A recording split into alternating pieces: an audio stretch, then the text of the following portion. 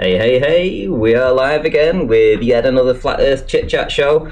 Don't worry, guys, nobody can hear you talking. I've got you on mute, so it's all good. So we have got a couple of panelists already waiting. We have Paige and we also have Rude Earther. I'll bring them in a second. But yeah, I mean, what a day, what a day. Few people in chat already. Amanda Young, nice to see you in with Ian Matheson, Captain Will, and no comment. Colin Turner, nice to see you in. Diva Dante and Mason B.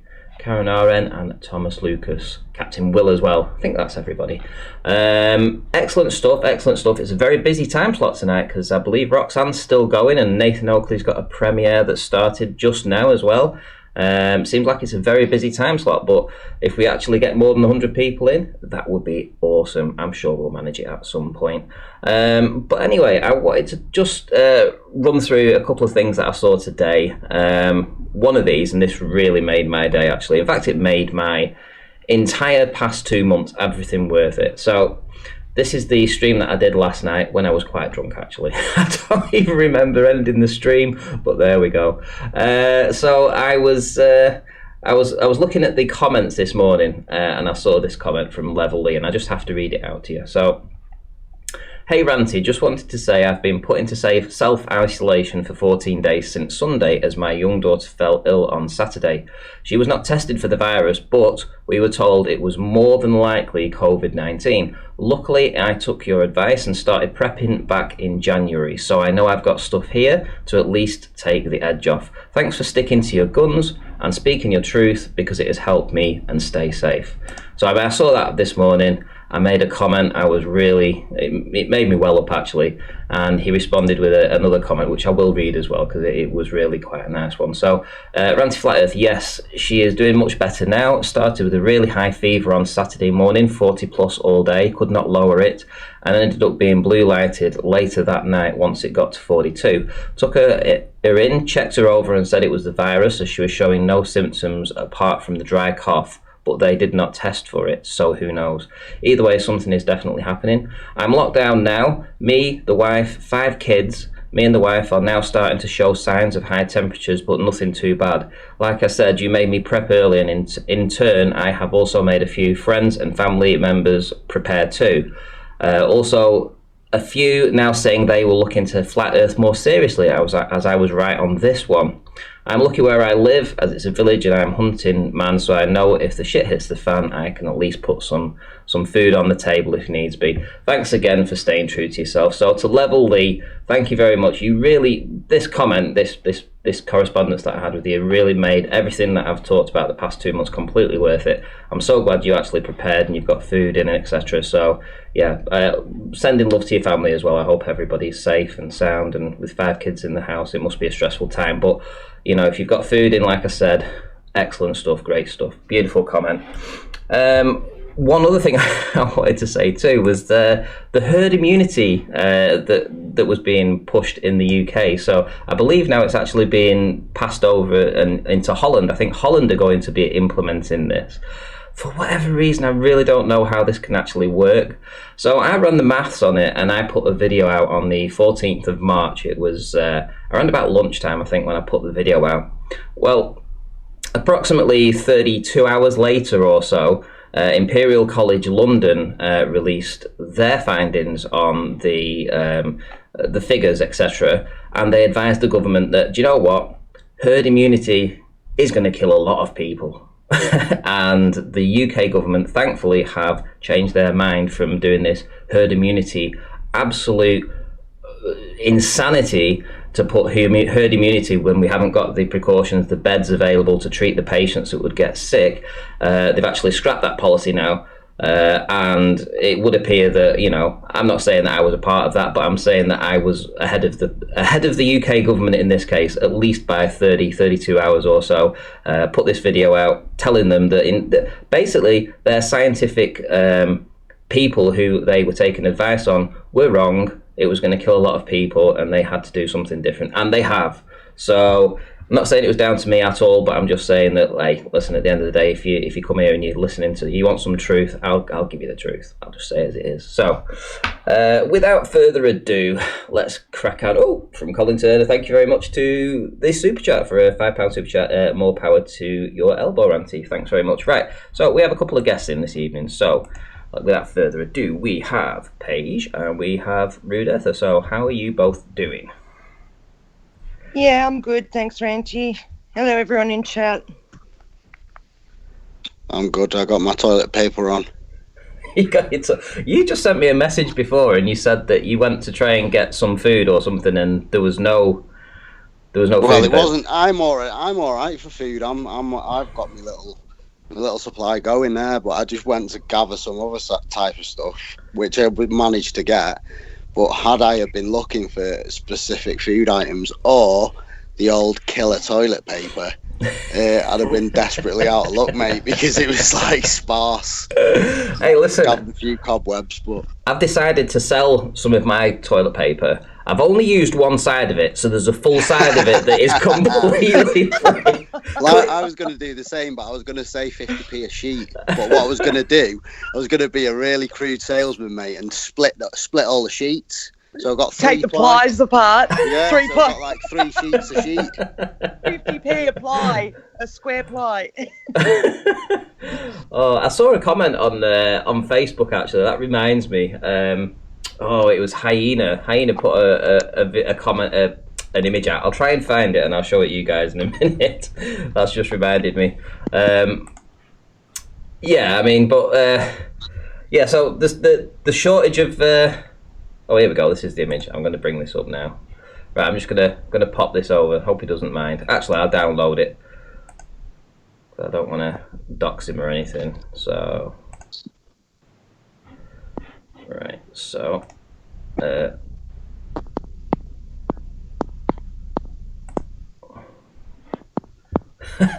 Okay. I'm gonna have to share my screen so that you guys can see this. So, here we go. I'll get rid of that because you don't want to see that. Share screen. There we go. Right. Here we go. Look at this. That's it. There's a new type of dealer on the streets. He's cutting up the toilet paper into little bits and putting them in these plastic bags, weighing them on the scales. I thought it was hilarious. Oh, I can't see it. Oh, I thought it was hilarious. What a job. I said to me, mate, I'm going to get myself one of them big long mats. I'm going to hang loads of single sheets of toilet paper on. I'm going to go around the street. Do you want to buy a sheet? Can you not? I'll send you the image. I'll send you the image so that you can see it there. But yeah. Now it's come up. I can see it there. Oh, weighing it like he's weighing his dope and shit. Yeah. Oh, do you know what I actually bought yesterday? I went out yesterday, and I haven't smoked for years.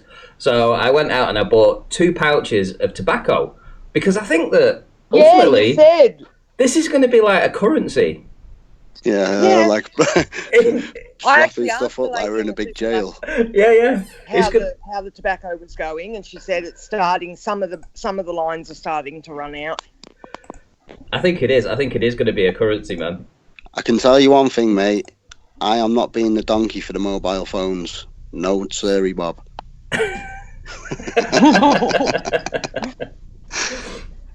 So you've had a bit of a run-in with Wolfie again, Ruder. Oh yeah, it's getting really tedious. Like, he's got loads of experts on his channel that don't really know what they're on about.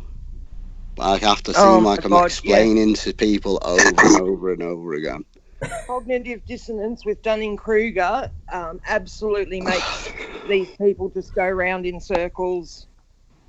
You know, it's really sad when you listen to how much they will, double speak and just ignore what you're saying because they just cannot face reality. That's it, mate. Everyone's an expert, like I say, these days. But I'm learning in the process, which is good. I'm starting to gather more information as I go along, and it's all fuel for my fire, really. So I've discovered that the you know, there's a claim. It's not. People say when an aircraft adjusts for curvature, it's not exactly that doing that, because the gyroscope inside is, like I say on my videos, it's designed to just hold a parallel position. You know, it's designed to hold the airframe in a parallel position. That's it, and it measures deviation from there. The thing how they say they adhere to the curvature of the Earth is via air pressure differential, which is it's detected via you know, you see these little ducts on the side of the wings on the plane, these little tubes and pipes. Yeah. It's based on a technology called a pitot tube or pitot tube, and it basically senses the air pressure differential. It gives you, you know, a really decent idea of airspeed and climb rate and stuff like that, and actual altitude from sea level, because it's calibrated to the altitude at sea level, and it also notes your altitude when you take off, you know, from wherever you are. Yeah. It's all relative. It's based on the different levels of pressure in the air, if you like, and you know what they know about it, and this extra hardware, if you like, is used to compensate for the curvature of the Earth. Now, my unit hasn't got that, but I have just ordered the pitot tube for my unit, so now I have got that. But I won't be using it in my experiment, obviously, because I don't want it to have any chance of detecting where it is. I won't be having the GPS on. I won't be having any sort. It'll just be the free unit. So to combat it, Wolfie's made another little video, but he basically showed a little artificial horizon, and he showed it could be turned upside down and it'd correct like your mobile phone does. It's irrelevant, guys. It's nonsense, that is. And I hate to say it, like, but you know, he knows full well what I'm talking about. So is it being deceitful on purpose, do you think? Well, now I do. Like, I didn't think he was, but he knows full well what I'm talking about when I'm talking about like air pressure differential. And how, basically, if you imagine the different levels of pressure, yeah, and they are like the lanes of a motorway, and ground control tells them what level they should be on, and then the pitot tube, or you know, the differential, the air pressure differential, you know, equipment, if you like, detects, you know, what pressure you're at, what differential you're at, so what lane you're basically in on the motorway, and then all the pilot does is follows that lane. Now, without that, and you know, the artificial horizon also obviously compensates. It would have to, otherwise it'd show deviation. The plane would just fly off straight. That's the whole purpose of it, is to correct the artificial horizon as they so-called fly around the curvature. But my unit doesn't do that, or it won't do that for this experiment. But I'm also going to show with an actual flight with my model, once I install the tube, I'm going to show exactly what it does, and it's exactly the same technology. It's just scaled, like all this stuff is. It's just scaled, the same technology. Just going to give a shout out to Good Servant for hitting the super chat. So thank you very much, Good Servant. You're always there, always helping out. Thank you very much.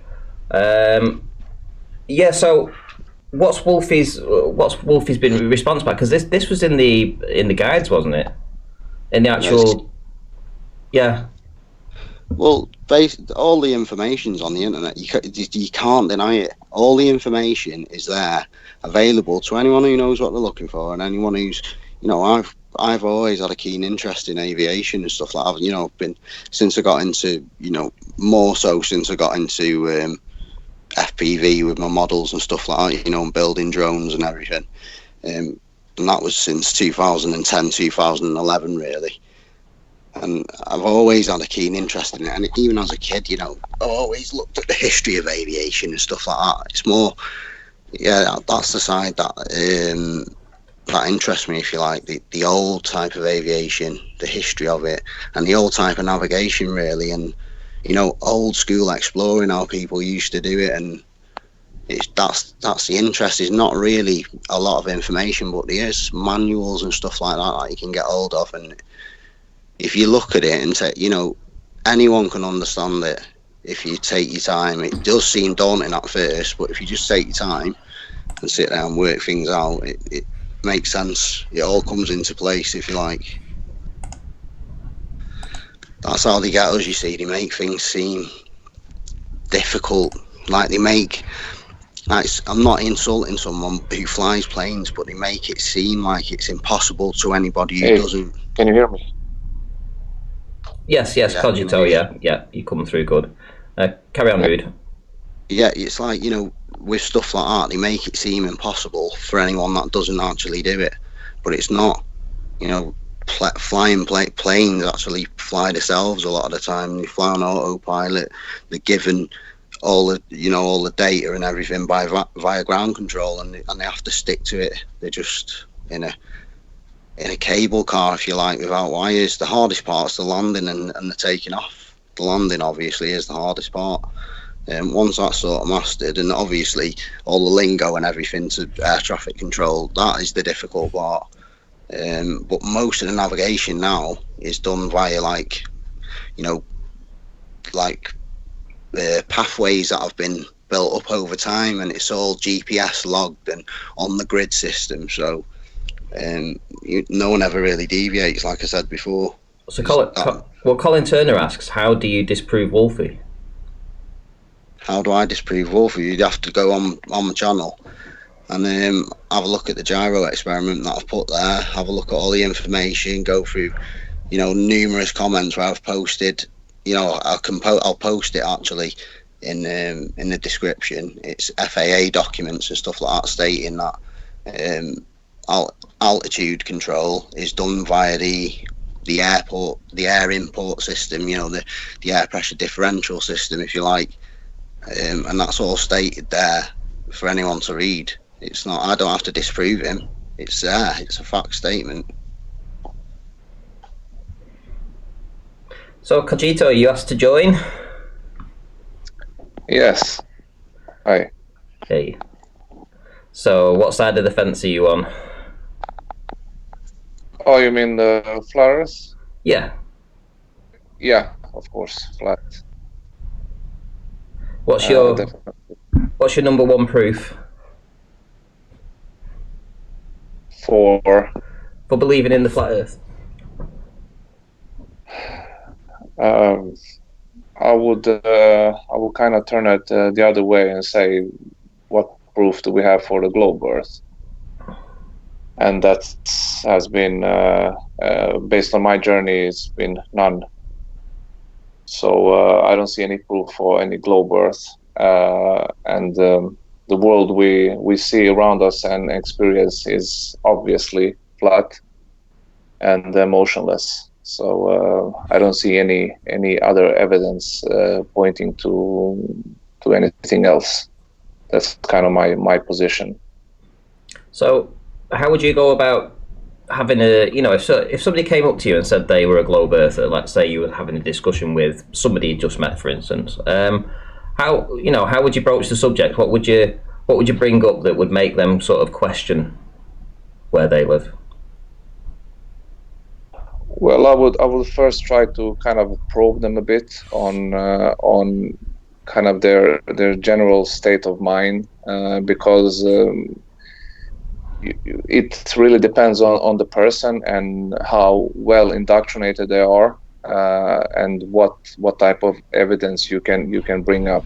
I mean, some people you cannot even bring up this topic. They will get upset and angry immediately. So you kind of need to see what you can bring that would break the cognitive dissonance that people usually have when being addressed with this topic. So it's really hard to say one thing that it really depends on the person. Okay. But is there not sort of like one definitive argument you could bring up to say, yeah, do you know what? The globe's nonsense. Yeah, there are many arguments. I mean, one of them is, of course, the we see too far and the black swan argument. That's one that could everybody could relate to. That everybody has. That's the first thing that you think of. It boats go over the horizon. I mean, that's kind of the standard rhetoric that you hear anybody that hasn't given it much thought. So that would be something that I would bring up and say, okay, how is this possible on the current globe? Then, of course, the space, and that one is a bit hard because people always go to this kind of a bandwagon fallacy, saying, "But okay, there are so many people, so many pictures, it can't be fake."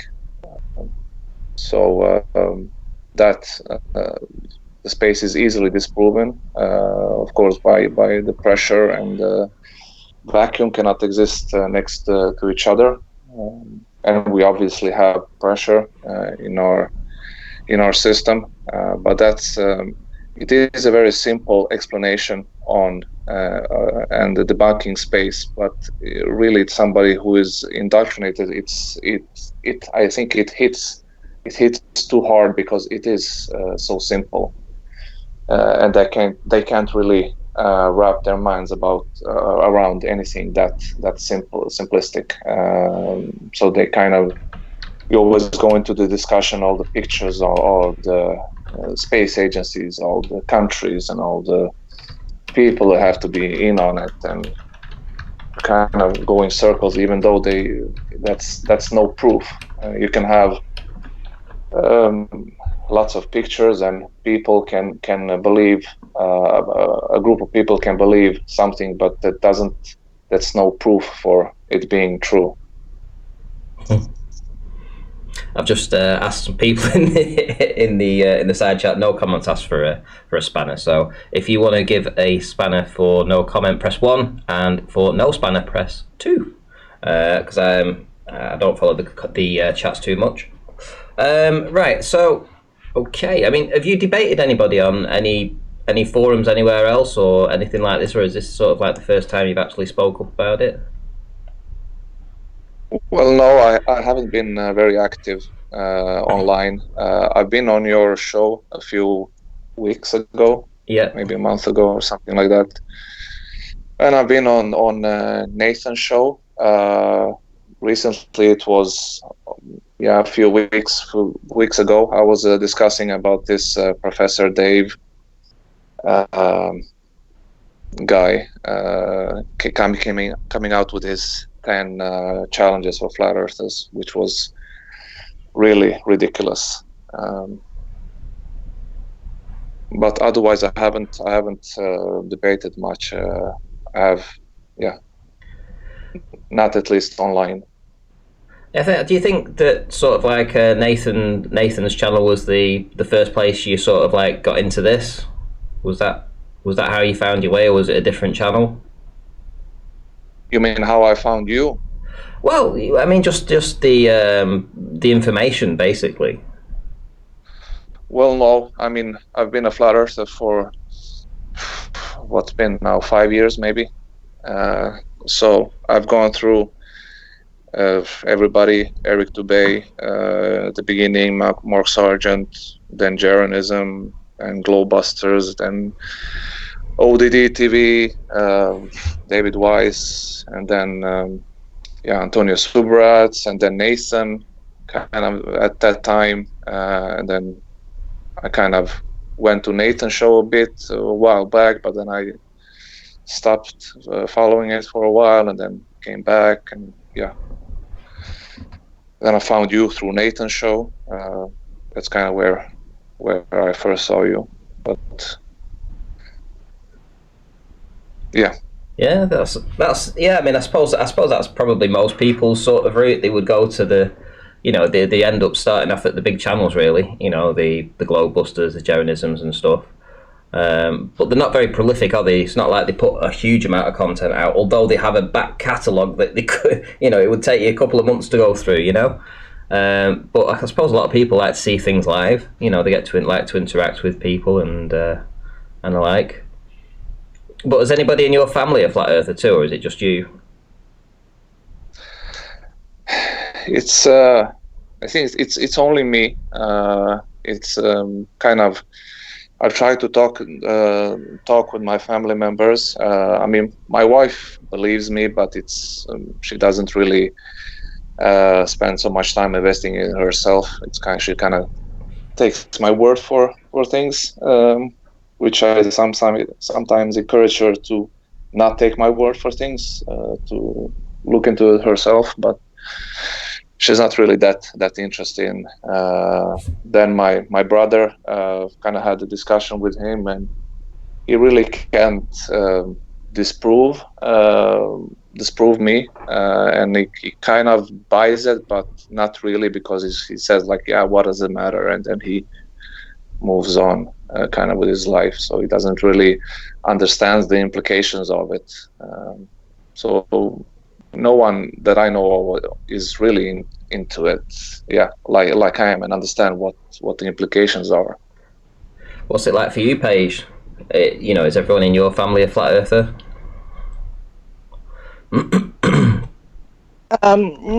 No, I don't really talk to like my mum and my sister and stuff about flat earth. They, the first time I mentioned it a few years ago, they all sort of rolled their eyes. My sister especially is extremely sheeple minded. She worked for the council and thinks government's wonderful and all that kind of stuff. So there are things I can't bring up with them. But my children, they all, especially the youngest, they all understand that what they're being taught at school isn't always completely correct. And when they do things like tell you they have a model, you can look at that model, but if you then go and say that model is real and that's what you live on, that's now your choice. So I have explained that to them, and they understand that. You've got to think about the words they're saying to you. Actually understand what you're being told.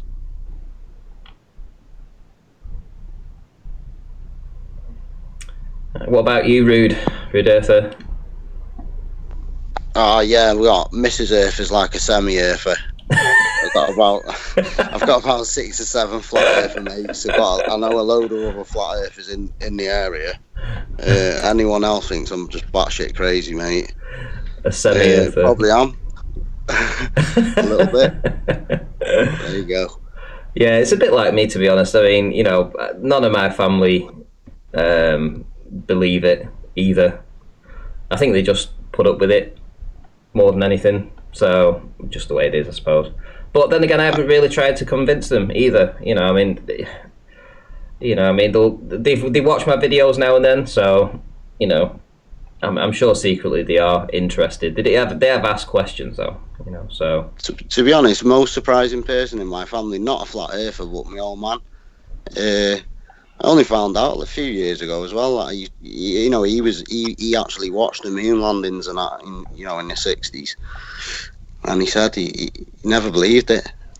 He thought it was full of shit then.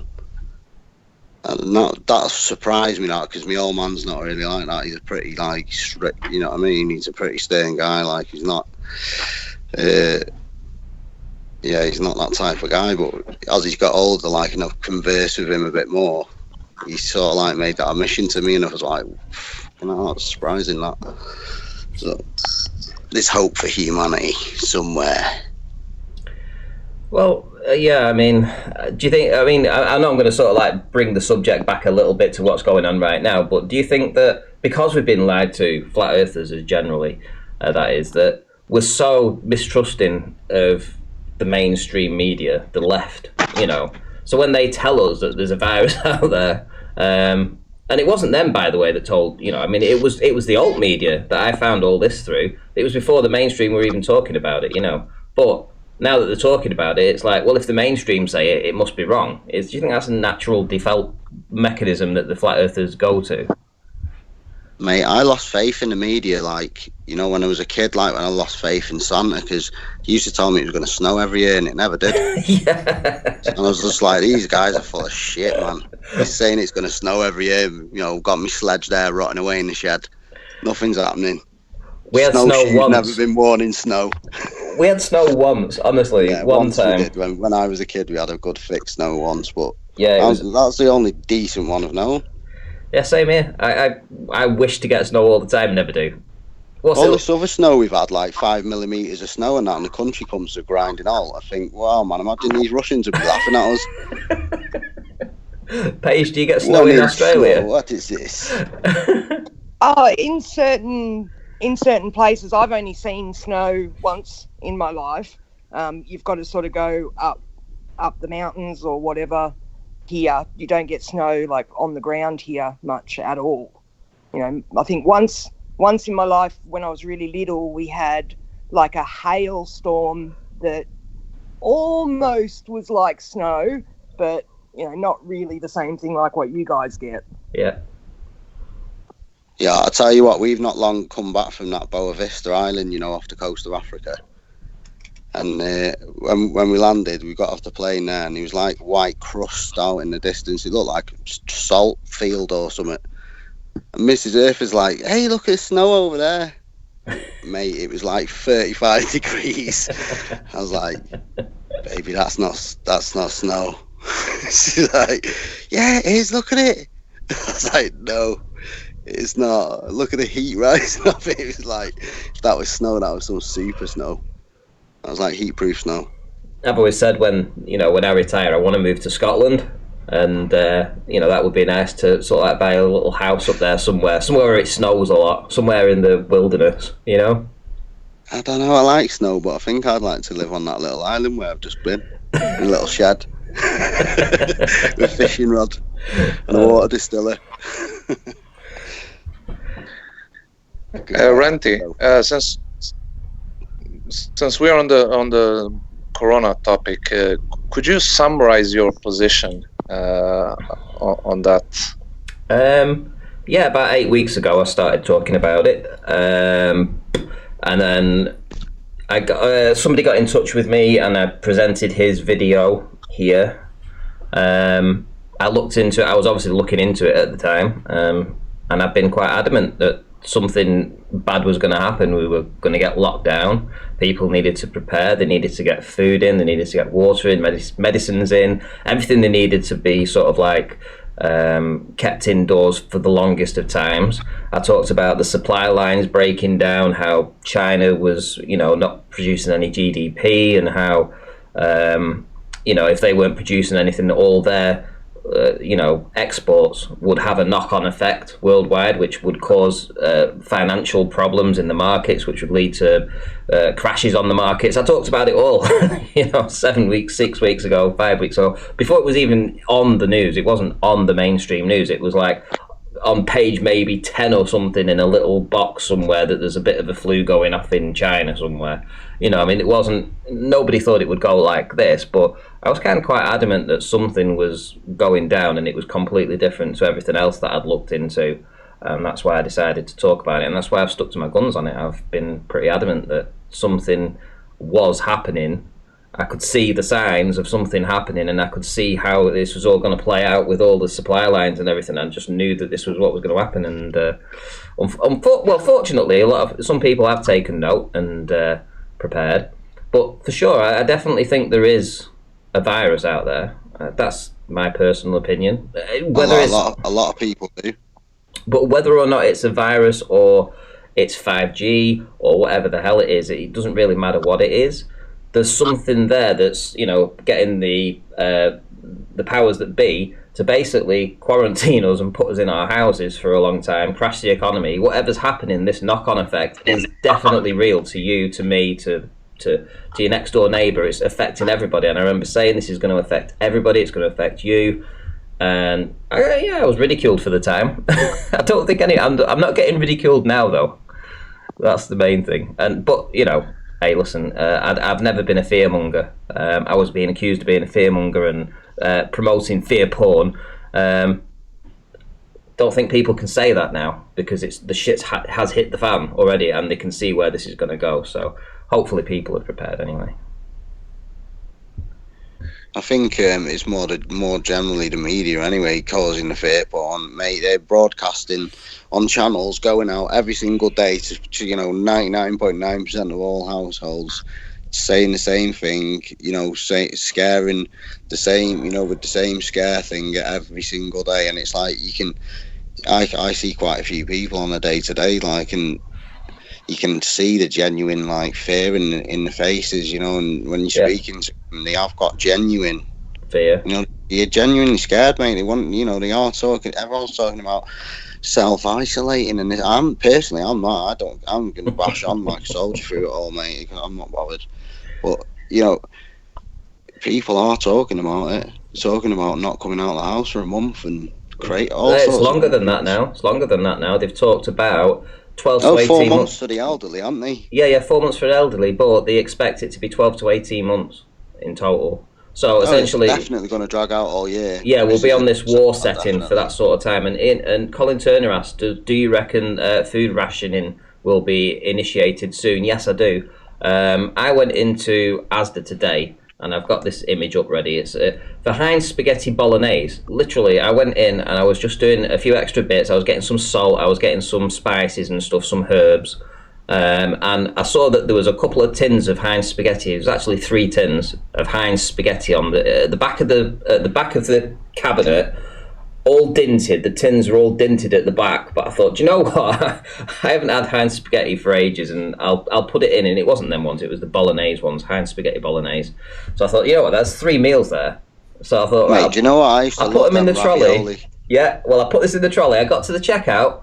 The woman on the checkout says you can only have one. No word of a lie. Yeah, it's the same here. You're only allowed one of each thing. 1 UHT milk, 1 sugar, 1 packet of rice, 1 thing of flour. Yeah. 1 tin. I thought, well, what happens if I had 3 kids that I was trying to feed? What? I've got to round ours, it's 4 items per 4 of the same item per shopper. That's what it is at the minute near us. So it's 4 of 1 item you can take, but not the bog roll. The bog roll's 1. Well, she took it off the damn. Can't say that gold line stuff. Took it off the conveyor belt, put it behind her. I was like, right, whatever. I wasn't 100% fussed, but it was just a case of these tins. People had left them for a reason because they were all dinted and smashed. It was like I was doing them a favour, but hey ho, I was only allowed 1, so that's just the way it is. I was chatting to one of the local lads 2 days ago, I think it was, and he was telling me how in the local Tesco's there's been fights over stuff. And an old woman somewhere I don't know if it was in my local with the old lady, but somewhere an old woman had been knocked over while she was in there shopping, and people, instead of helping her up, they'd emptied a shopping trolley, took all the stuff out of it. Wow. Yeah. That's really bad. I mean, so going back to the question about whether or not we think there's going to be rationing, if you think from stories that I've heard, and I remember my granddad telling me, I remember reading about it too, that during the war, the Second World War, they had ration books, and I think the amount of food they gave you was minimal. I mean, it was maybe a tin of Spam or something, I think. So it was like 1 tin of Spam, a loaf of bread, something else, to last the family for a week. And I'm like... And they were talking about rationing. And when I was growing up, I always remember the elderly people that in my family were saying, if they made a meal for you or whatever, make sure you eat all your food. Don't leave any on the plate. Yes. And my grandma is like that. And now that I think back... She went through the rationing and used to tell me about how they would get, a bit of lard or, such a certain amount of flour, a certain amount each week. She said they were lucky because when they immigrated out here, she worked in the canteen at the hostel place that they had to live at for a while. So she used to be able to sort of smuggle food out of there for the family. Yeah, well, here we go. So when is the rocket launch? He says, I'm pushing the MSM fear again. No, I'm not. I'm advising people that this is probably, they've got maybe a week where they need to, if they live in the UK and they've got an opportunity to grab some food, they need to prepare for this, because in a couple of months' time, the supply lines where we get our food from in Europe, they're going to be stopping. Well, they already have stopped, essentially. We're not going to be getting more food in, right? So we only have enough food to what we can make and produce here. Now, during the war, we didn't have the provisions to look after the people then when there was far less of us back then. Now we've got, what, 70 million people living here? You know, we're an island country. We don't make that much food. So we are going to be rationed. It's as simple as that. It is going to come. So you need to prepare yourself for that. So if you haven't prepared, you know, maybe go out and get some lentils so you can make some soup. If you can grow your own food in your garden, maybe think about doing that. But you have to prepare. It is going to happen. It's an inevitability of what's been happening in the world. It's like a domino effect. You've seen the dominoes falling, and if you're clever enough to work it out, you will realise that those supply chains are going to dry up, and you also figure it out that there isn't enough food to go around. So people are going to have to get by on a lot less food than what we've been used to. We've had it good in this country for the longest time. Amount of times I've had a plate, eaten half of it, thrown it in the bin. You know, I'll guarantee in 6 months' time, I'll be looking back at those days, wishing that I could lick the plate. Wishing that I could lick the plate. Maybe we need this, you know, though, because greed's just like...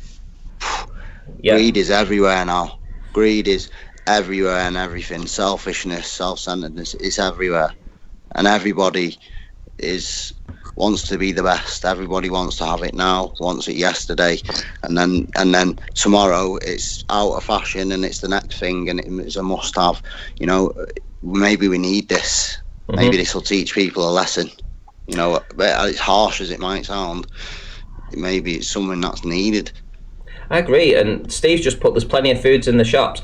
Well, if you've got plenty of foods in the shops, Steve, I suggest you go out and you actually go and purchase some of it, because in a week or two, it won't be there, mate. Because it won't be there for long. Yeah, and once those warehouses... To be honest, I've been saying, oh yeah, this food and all that, and every time I've gone to the supermarket, well, the last 2 days anyway, I've seen a big change over 2 days.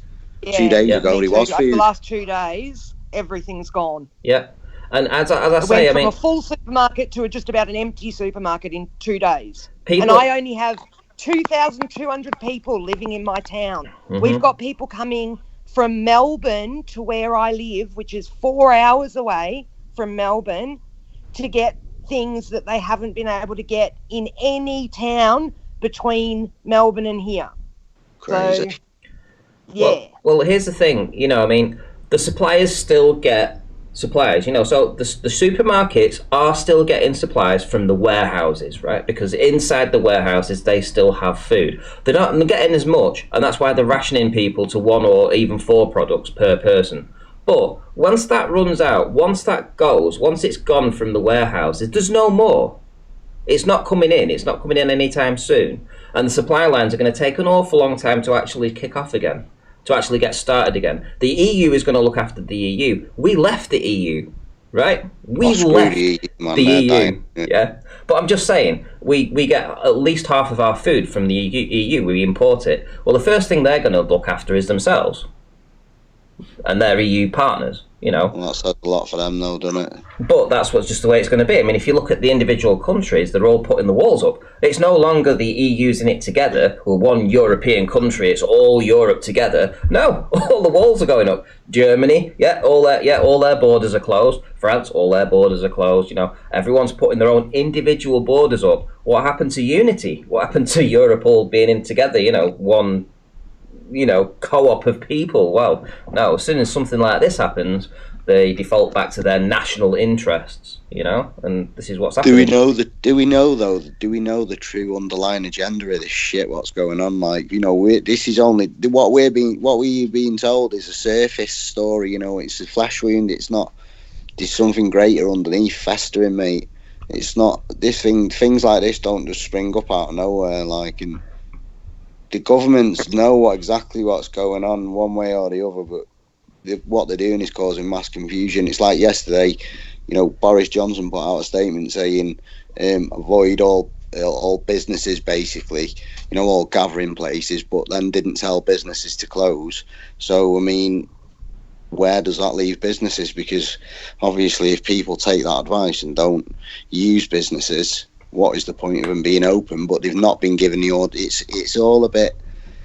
It's I don't know it's something, you know, they're saying you don't want kids to mingle, being off school, mingling, yet they want them to go to school mingling all together. You know, they're gonna mingle anyway. It is very weird. Yeah, my kids' school shut down their camp. They stopped the kids, year 7s, from going on camp. But I got a notice this morning saying, we're not going to shut down the school until we have somebody who's actually sick or somebody who's been in contact with somebody who's actually sick. So it's like, saying, they're not going to saying one bail thing with one anyone out. side of your face and and then another with saying the other. they're saying they're not going to bail anyone out, but you can loan money now at 0% interest. But at the end of the day, that's still borrowed money. That's you're still going to have to pay it back at one stage or another. Yep. Yeah. Well, here's the thing. People say, do you know anybody that's and actually... it won't stay 0. Does anybody got this virus? Has anybody got this virus? And it's like, well, originally, no. But my partner knows of 2 people that have caught it. I had a message from a subscriber, Level Lee, that I've showed at the start of this particular broadcast, that his daughter has it or is suspected of having it, and he's having to self-isolate. And also, one of the people that at the nursery that my partner works at, their parent, they've got it too, so that they've had to take their child out. To that as well, though, anyone now with a sniffle or a snuffle, I mean, it's just happened to my, my cousin. He works in a high class job, but he's basically gone into work with a bit of a snuffle, and they've said, "Oh, sorry, mate, you need to go and self isolate." And he's, spoke to him on the phone today, and he's like, "Mate, I've literally got a little bit of a cold." He said, "I'm not even ill. Yeah. He said, I've got a little bit of a cold, with the season change, and now he's got to self-isolate for 2 weeks." It is my to be honest, fear. My mum have got a cold like that and are self-isolating. They're telling us now that if you've got this, if you think you've got, everyone's a doctor now, mate. You get you get pain in your foot, you're on Google. Mrs. Earth is at it all the time, mate. She's got every ailment going. She should be in a full body cast, mate. You know what I mean? Walking around on a Zimmer frame. She's absolutely fine, she gets around every day. It's one of them, everyone self-diagnoses. So now we're phoning 101 and going, "Help me, I've got coronavirus. Yeah. I'm snuffling and sneezing," and they're going, "Right, self-isolate, my friend. Everything will be okay." But this is flu season anyway. It's just something sinister about it. There is something going on. Go ahead, Cogito. But I just want to say, though, that there is something going on. There's something afoot. There is something afoot, and that's all we know, really, that there is something afoot. Go ahead, Cogito. You had something to say? Yeah, I mean, I really don't see coronavirus as being real, as they say. And I also question or doubt the test that they are doing for corona, because when I look into it, the test has been, of course, engineered at CDC. So it comes from the CDC, of course, as everything else, good, quote unquote, that we have gotten from them. So the test comes from CDC, and also what I read is that the testing that they do, for example, in Europe, in some countries, it's totally different from what they do in China. So in China, they take blood sample, while in Europe they swab. So it's a totally different test that they are doing.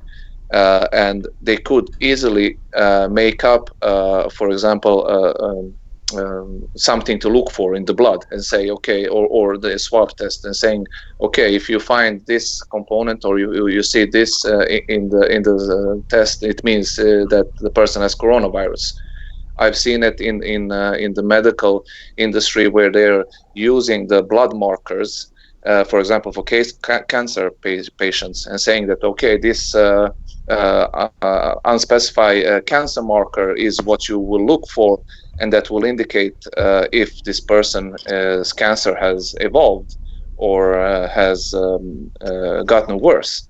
And I've had in my family a cancer case where the person was feeling much better, and the other results were showing everything good. But while this marker skyrocketed, so it made absolutely no sense to skyrocket, and the doctors were confused. They didn't really know, and they say, "Oh yeah, a few years ago we didn't really have this marker, and so we didn't." So they wanted to change the treatment as soon as this marker went up, and it went up like with 500%. but the person felt much better, and all other results were much better. So it really, I've seen it firsthand how they are looking at stuff that has absolutely no real connection to the thing. So they could easily just say, okay, look at something in the blood which maybe people who has normal flu has, because of let's say a tissue damage. So you get something in your blood or in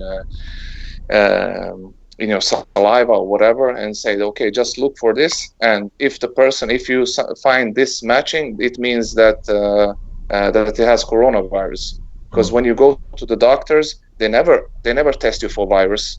Nobody ever tests you for They virus. go straight on Google. Doctors, when you go to doctors now, you go in your doctors now, and then sit down on that chair, and they ask you what's the matter. What do you think's wrong with you? Yeah, they I don't know, mate. Maybe I'm dying. I've come I to see couldn't you to believe find the out. last time I And I went go, to the hang on a doctor and they minute. said that to me. And if you look on their thing, they're on like a medic Google. They're on like a Google medic. Yeah, they did that to me. Typing in your symptoms, mate. Yeah, and when they for example test you, they test you for bacteria. And if they don't find bacteria, they just say it must be a virus. Yeah, it must So be they virus. never test you for virus. So nobody knows about testing for virus. So now when they say, oh, just test for this virus, people that work in normal hospitals, they have no experience with this, and so it's so easily manipulated. Just Mate, it comes from we make mistakes all the time. My eldest daughter, yeah, she had a burst appendix. She phoned me. I was in work. She phoned me screaming. I thought someone was in the house murdering her. I come home. Cut a long story short, she was in hospital for 7 days. She had multiple tests, and they couldn't even figure out a simple thing like a burst appendix. It's a simple thing, and in the end, they only knew from the amount of liquid she had around the bowels. She had liquid all around the bowels, and that's why they said, oh, the appendix might be burst. And then he went in for a visual, and he removed it there and then.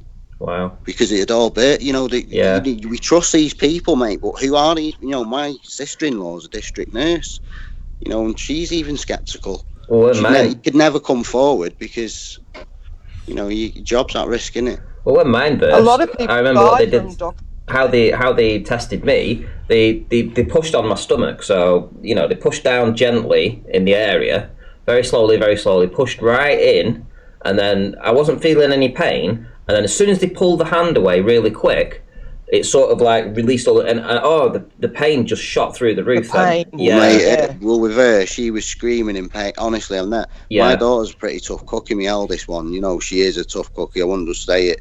And I've never heard her like that. She was screaming, mate. And when we got to the hospital, this South African doctor's like, yes, I think it is gallstones. And I was like, mate, gallstones. She's 18. It's her appendix. Yeah. No. This is my diagnosis. It is gallstones. And I felt like saying, listen, fuck your diagnosis. You know what I mean? Get her in there now and find out. Because when your kid's screaming like that, I felt like throttling the guy, mate. Well, I was 15 when mine burst. So mine were ruptured at the time, and I was in agony. I spent... that's it. It was actually ruptured. It was about 36 hours before I was actually taken to hospital. My mum didn't believe I was that ill.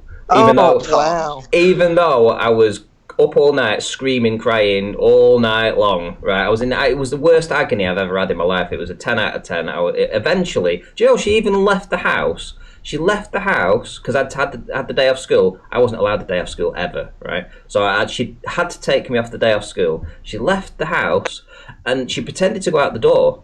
And what she'd done, she stood in the hallway and listened by the living room door to see whether or not I was still making noise, to see whether I was still crying in pain. And because I was still crying in pain, she then realised, oh, well, I better go and phone the doctor.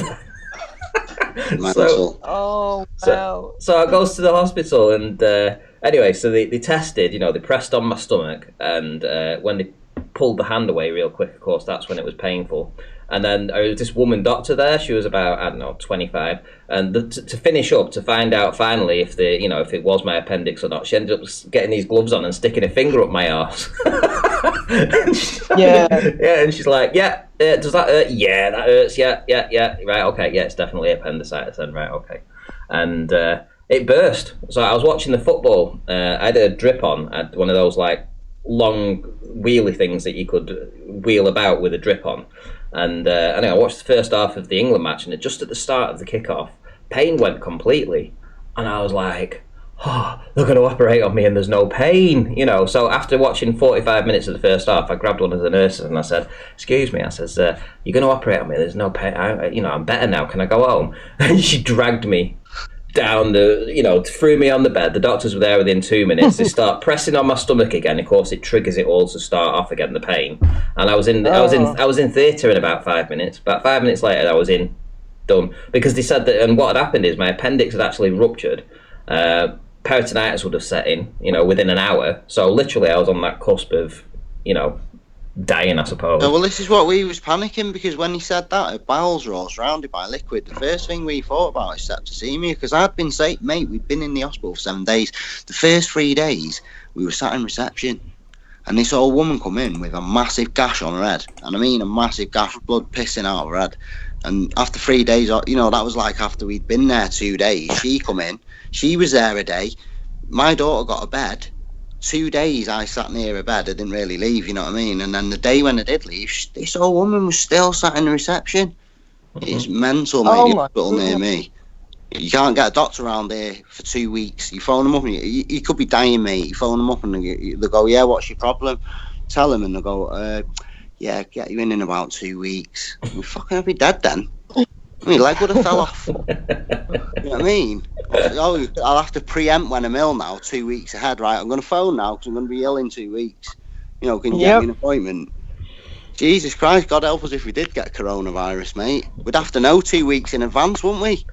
I'm actually thinking of going up to the Vic tomorrow and sort of like snooping around, seeing if I can sort of like get any footage there. We'll see. It's only a mile away, so I might as well. But I did go into they've got a walk-in centre on Whitegate Drive. So I went down there to, again, try and see, what was going on there. And they had two women there. One, like dressed in an apron. So there's this fucking apron on, right? Making it look like they were sort of like checking people. So as you go into the A&E part of it, they had, like a cordoned off area that you had to walk through this little partition area where there was a nurse on each side. As I say, both of them were dressed in this sort of like crappy gear that was not protective at all. They didn't have a mask on, right? They had gloves on, but they didn't have a mask on, and they didn't have, it was just basically just like a butcher's apron or something that was covering them. And I thought, that's not going to protect you. And this is what I was going to talk about actually. The Chinese, when it all came out. Did you think them dust masks are doing anything? I don't know. I think it is spread in the air. I mean, you spreading it, done it out of your mouth. Yeah, I suppose, but the thing is, I look at the way that the UK is not prepared for this. If it is a virus, right, and it really is as dangerous as they say, and it could well be this sort of like the COVID-19 with the SARS inside of it. That's why it's so deadly. If we believe the figures that the mainstream are putting out, but look at the way that the UK is preparing for this, or lack of preparation. We don't have what the Chinese had. So as soon as it went down in Wuhan, they had these machines out on the streets within a couple of weeks, and they were like dump trucks, but there was like 10 of them in a line going down the street, spraying everywhere with copious amounts of disinfectant, right, to kill this stuff, whatever it was that was there. They had people walking around with all these machines on the back, like fucking Ghostbusters, right? All the doctors and nurses seem to have hazmat suits. We don't have that anywhere in the world. It was like they were prepared for it. It was like, think of it another way. If you were the Chinese and you wanted to take over, just think of it this way. I know I'm going to sort of like really go down a deep Warren hole here, right? So you infect your own population where you've got all the dissidents. So you infect your own country, basically. You let it spread for a couple of weeks or a month, get it pretty bad, and then you enact this apocalyptic war against it, that you have all the machinery and all the stuff to kill this disease within a few weeks, right? But in the meantime, it's spreading to the rest of the world. And the rest of the world isn't prepared. They don't have the machines. They don't have the hazmat suits. They don't have the ventilators. They don't have the anything to combat this. Yeah, but China, funnily enough, they were so prepared for this. You know. Yeah, straight away. You know, they were so prepared. So, sorry, can I just say the guy in chat, the Wasp, wants to join if you don't mind. So, oh right, who's that? Sorry, the Wasp. The Wasp. Says he's a VIP. Right, the Wasp. No, you told him it was only VIPs on the panel tonight, and he's but I am a VIP. Nice. Right, so the Wasp. If you search for Ranty Flat Earth on Skype, or you search Ranty at rantyflatearth.com on Skype, you'll find me. Add me, and I'll bring you into the chat. How's that? Dead easy. There you go. If we all die from the virus, don't blame the Wasp. Okay, what if we all die of anaphylactic shock from your sting, though? No, I'm gonna come back from the dead and then blame you. That's what my mum used to say. You can go and do it, but if you break your legs, don't come running to me. Yeah. She was pretty sick, my mum. So if we got any Globers that want to come in, any Globers, I mean, the Wasp, I don't know whether you're a Flat Earther or a Globe Earther, but it'd be nice to get some Flat Earth talk going. You know, if you're a Globe Earther. Oh, did you see the debate between Whitsitt and Kosho? I didn't know. Yes, I think it was yesterday. Oh my God, that would have to be the most painful debate I have ever sat through. I mean, I sat through it for Whitsitt's sake because, you know, to give him the views and shit. But oh my God, Kosho just didn't understand. He was answering questions that weren't the question he was being asked, and then complaining that he'd answered the question and Whitsitt was just ignoring him. It's like, no, you're literally not answering the question. Oh, it was so painful. I'll tell you what is Flat Earth related. I know this thing I'm doing is really getting under certain people's skin. And like I say, I've only got a small channel, but it's getting people roughed up, man. I tell you. What's that? Getting angry. Tell us about it. This little experiment I'm doing, they're getting roughed. I don't like mentioning names, really. I'm not really like that, you know. I don't really like to drop a name, but, you know, people are getting upset about it. Why? Because I know who knows other than the 300 people that are sub to me, mate. What effect is that going to have on the world? I mean, but some people are really interested. Almost to the point where they're making videos. Can you explain the experiment? Yeah, well, basically, I don't want to take up too much time on Randy's show with it, but it's basically I fly RC planes, drones, long distance. They have a unit inside him, which is effectively a scaled version of avionics. What they use, it gives you a full heads-up display, altitude reading. You can buy extra bits for it, like air pressure sensor readers and GPS, etc., etc. But I'm actually operating just the standard unit. I've showed it can be offset from centre of gravity, centre of mass.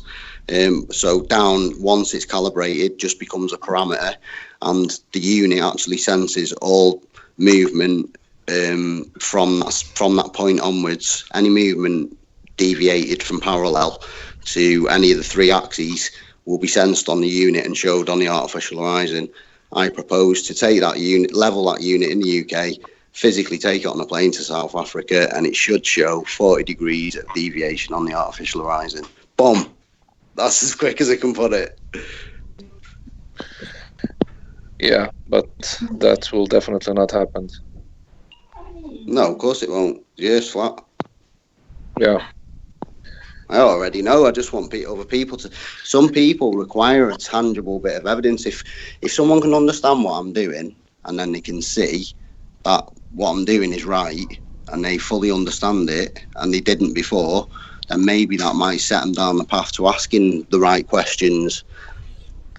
Because I think being a flat earther is just asking questions of what we're told. Because at the end of the day, from one human person perspective, we can't really prove much. But we can question what we've been told. and we can see that it's wrong. Yeah, but wouldn't that trigger the same response as, the vector is pointing to the center of the Earth, so it's why it's a level is not flat and all that? It doesn't bullshit. do that though. It doesn't do that, mate, because the way, if you look at all the diagrams, how the unit works, down, comes from the up parameter. When the gyros are set out within the unit, they're set out in three axes, So you've got the 90 degrees up, and you've got one, 90 degrees from that, like an L shape, and then one opposite that. So you've only got three axes, and it takes a reading from all that. It doesn't adjust for curvature because it needs the extra. If you read up about it in all the manuals and stuff, the FAA, I posted one to Ranty before. If you read it, it tells you that the pilots adjust for curvature through the air pressure differential, which is sensed via this equipment. I've just ordered one for my unit. It was like 50 quid or something, but it operates on exactly the same basis. It's an air pressure sensor, and it tells you your exact altitude via the air pressure. So, that is what an aircraft uses to follow the curvature of Earth.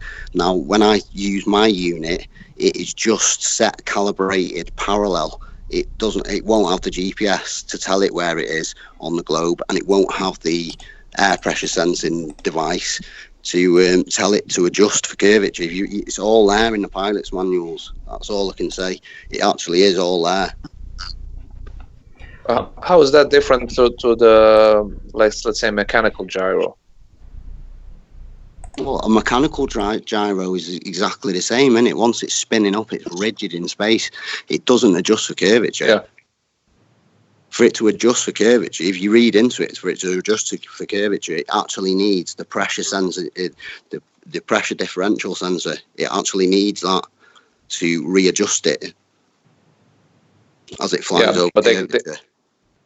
But they claim, right, that the mechanical gyro has the pendulous vanes that adjust for.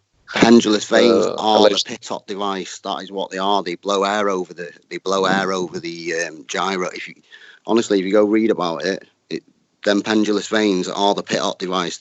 They are all stem from the air pressure differential sensor.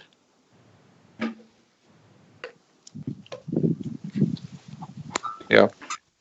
I'm just saying what they usually say, but I'm with you. Anyone can go check that information out. That is all there. That type of adjustment. The artificial horizon doesn't make that type of adjustment without that extra hardware. It needs that extra hardware. That is point and base. That's it. Like you just said there. The way you referenced it is when the air actually gets to the gyro. And the way I'm referencing it is when the air comes through the intakes on the wings and on the actual body of the aircraft, if you know what I mean. What's this Blue Tom Blue about? Get some balls, Ranty. They are doing it now. I have no idea what you're talking about. But shout out to Colin Turner, who says, could Corona be linked to FE in any way? Well, possibly. I mean, they need to do a reset, guys. Ultimately, I mean, you guys you're aware of this. Yeah, the cat's out of the bag. Yeah, Agenda 21, Agenda 30. You guys are completely aware about this. It's not new to you. This is the start of it. This is the end. This is whatever this is, mate. This isn't going to be good for us. Don't anyone think that this is going to be good for us, lot. Exactly. They need a reset. I mean, they know that they can't continue to talk the shit they talk about space. And that, if you look at it another way, all the governments are working together on this. They're all singing from the same tune here. Yeah. So all the pedos have been found out. They're all on the run. They don't, the elites are scared. We're speaking up against them. We've voted out of the EU. That's against their agenda. We've got riots in France. We've got riots in Italy. People kicking off about migration. We've got riots in China. We've got riots everywhere, mate. Everyone's kicking off about something. America, everywhere, mate. No more civil riots unrest now, everywhere. No more protests now. They're panicking. Yeah. So they've managed to suppress the riots, the people. They're actually putting them in the homes now. Could it be linked to Flat Earth? Absolutely. But there's a whole bunch of things it could be linked to, and the amount of things it's not just that this sorts out for them. You know, they have if they have a list of things that they would love to have seen rectified, let's put it that way, then this is the start of that. This is a perfect start because you're all working in unison and you can all individually work together to sort things out. And the space bullshit, the ISS, think of how many different countries are involved with that bullshit, with that nonsense, right? Every country that's got a space. Yeah, every single one that's got a space agency. Yeah. Yeah. And, you know, or central bank. Now they're all working together on the coronavirus. That, you know, I mean, this is ideal for them. It's not just flat Earth. Like, it's not. You got to remember how many elites have been exposed for pedophilia lately. Like, exactly.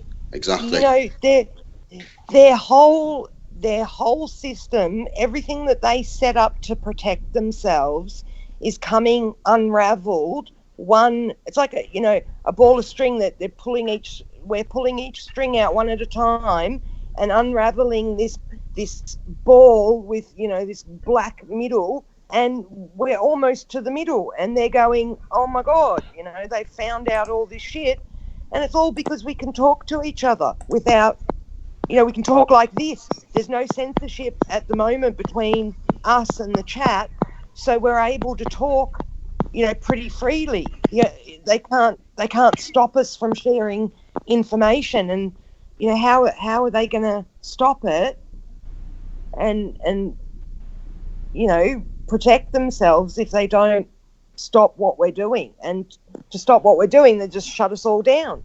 So yeah, pandemic like this is a great way to do it.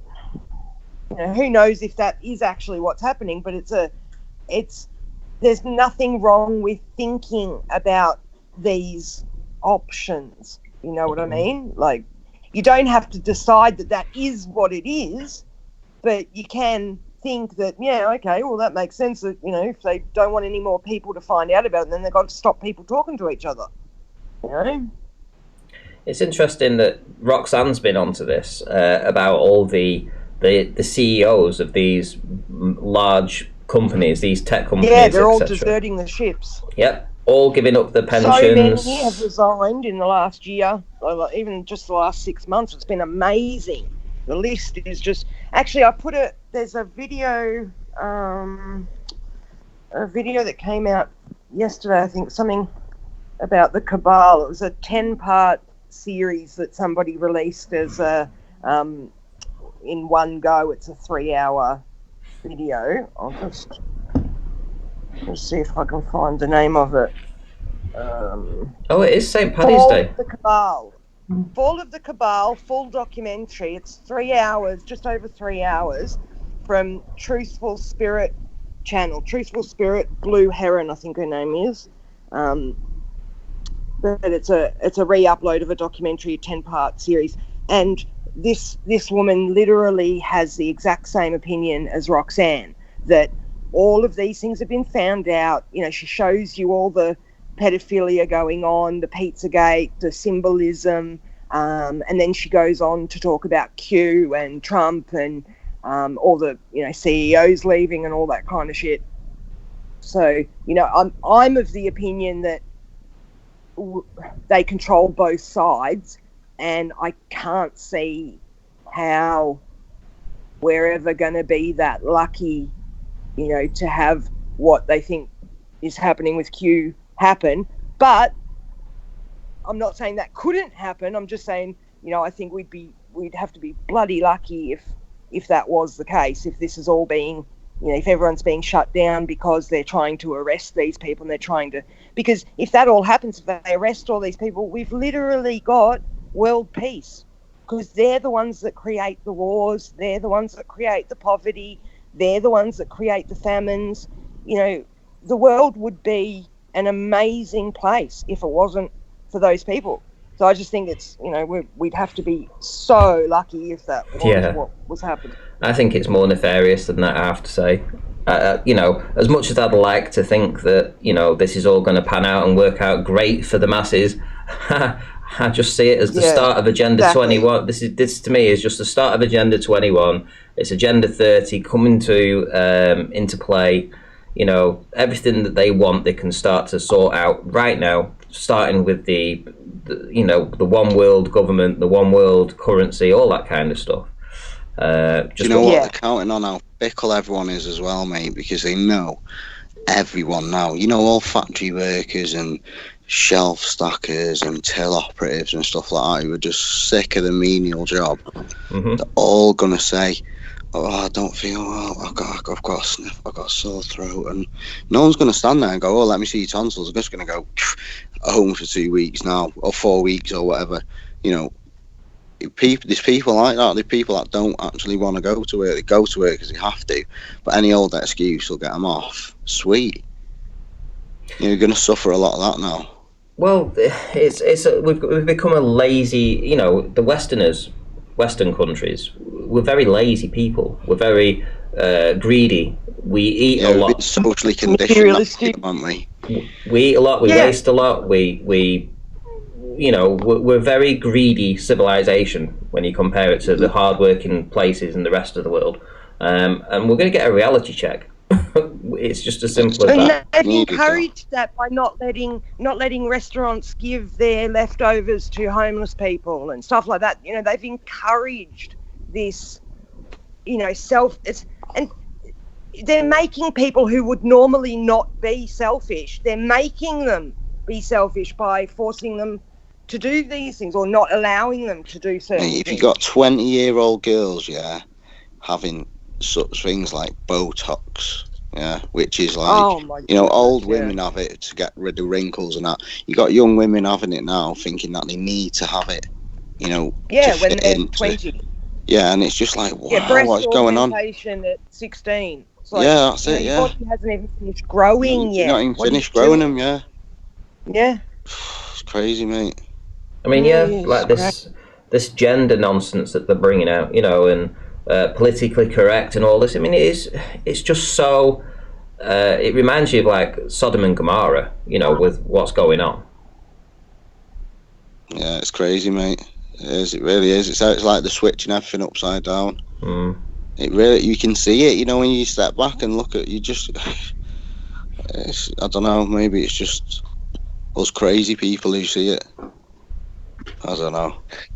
There's something that I would like to throw out there as something that I came across recently with the, Space Buster channel and also Crow 777 that covered it, is that there is no such thing as a virus as they have told us, which I find quite interesting. I haven't really looked into it myself, but what they have been covering it, that it's kind of a hoax, this virus and virus in general, and how it spreads, that we have been sold. It's not contagious. It's not a living thing. Yeah, exactly, and that's we have been sold this kind of war mentality, where it's like we are always at war at something, that our body's at war with the environment. We are at war with different countries. With each other. With each other. So I mean, if you really think about it logically, would somebody, a creator that created this place, would it make human beings that are at war with the nature? No. Or would it create don't want war?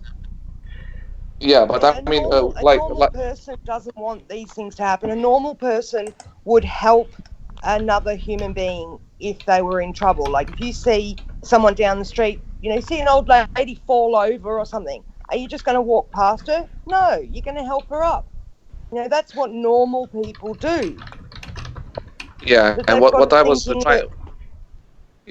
trying to say is that we are not at war with our environment, meaning that we are constantly fighting bacteria, viruses, but we are rather in symbiosis, working in symbiosis with the environment and with nature.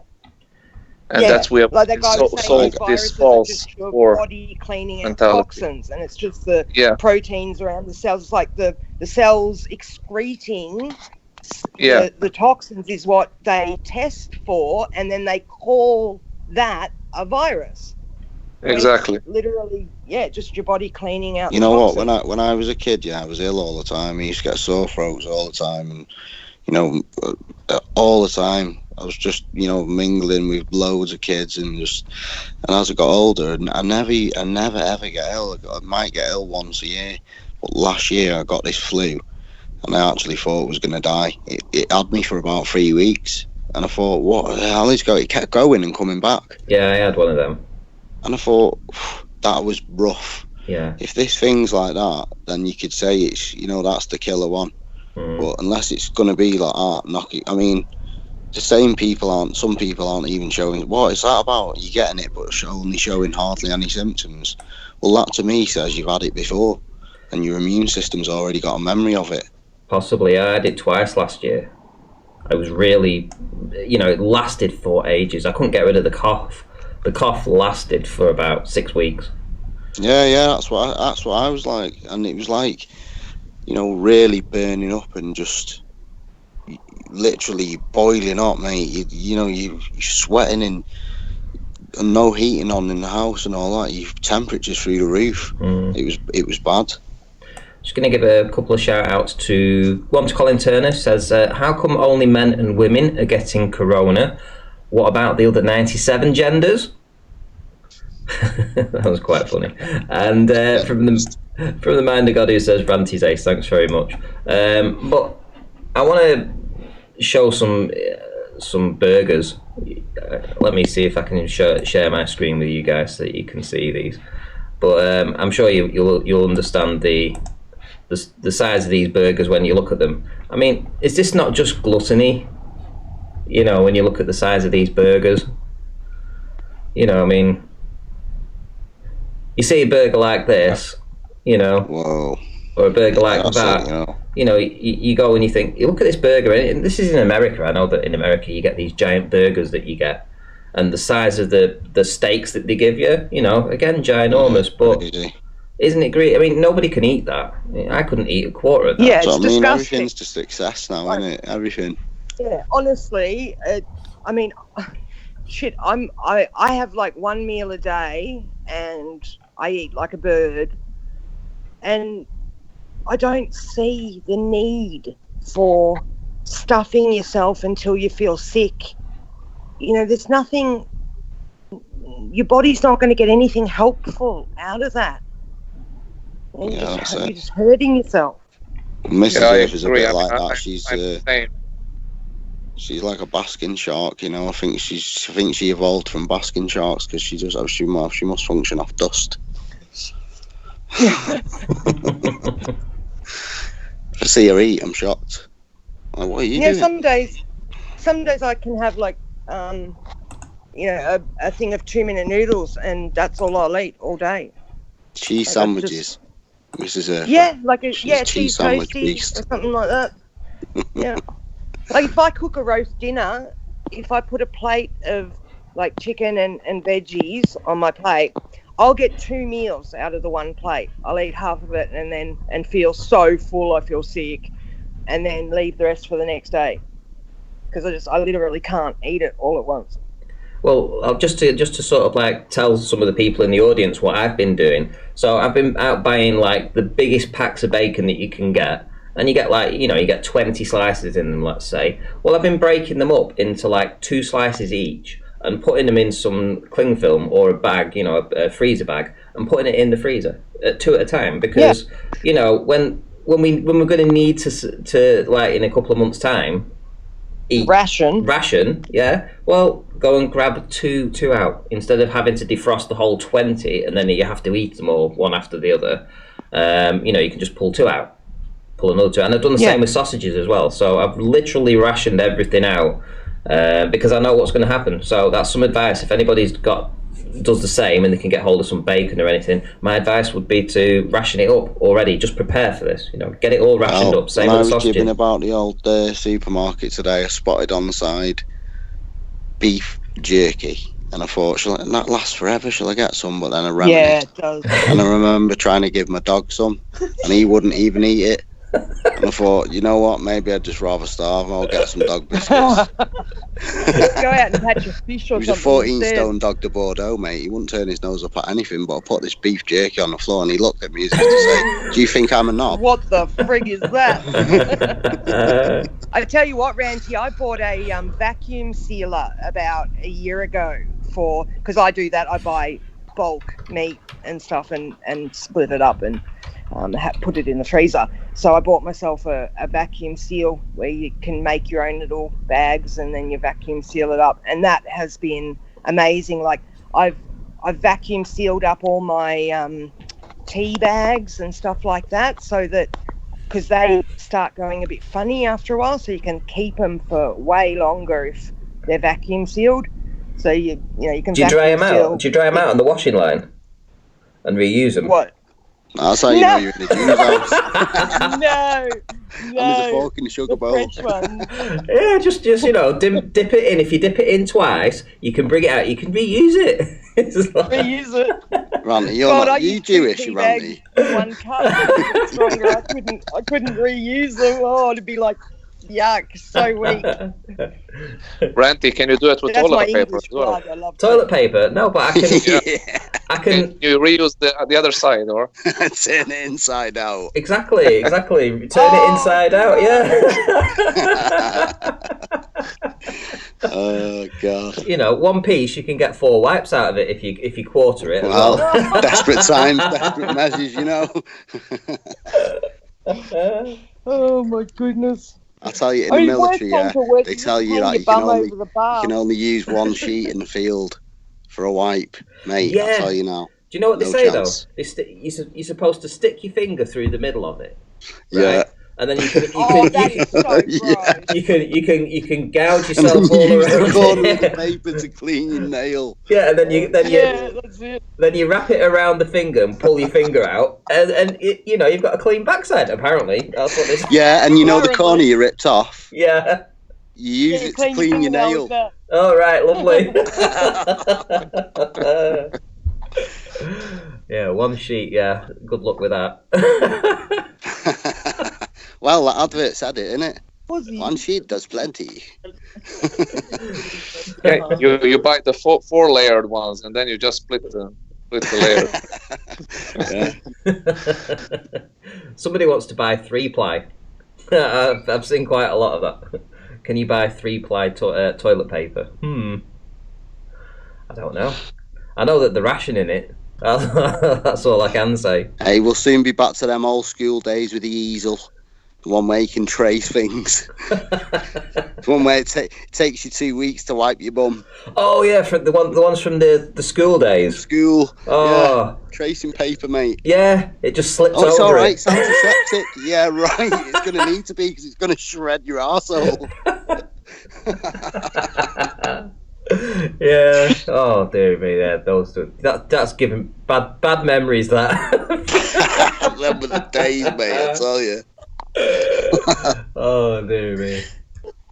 Hey, riddle me this says use a wet wipe. I've actually been thinking lately, I wonder if we're going to have a hell of a lot of trouble with our sewage system in the next 6 months or so when, people are run out of toilet paper and they start using like baby wipes and stuff like that aren't flushable, Oh, interesting. but they flush them anyway. Yeah, never thought of that, but yeah, that's a possibility, isn't it? Mm-hmm.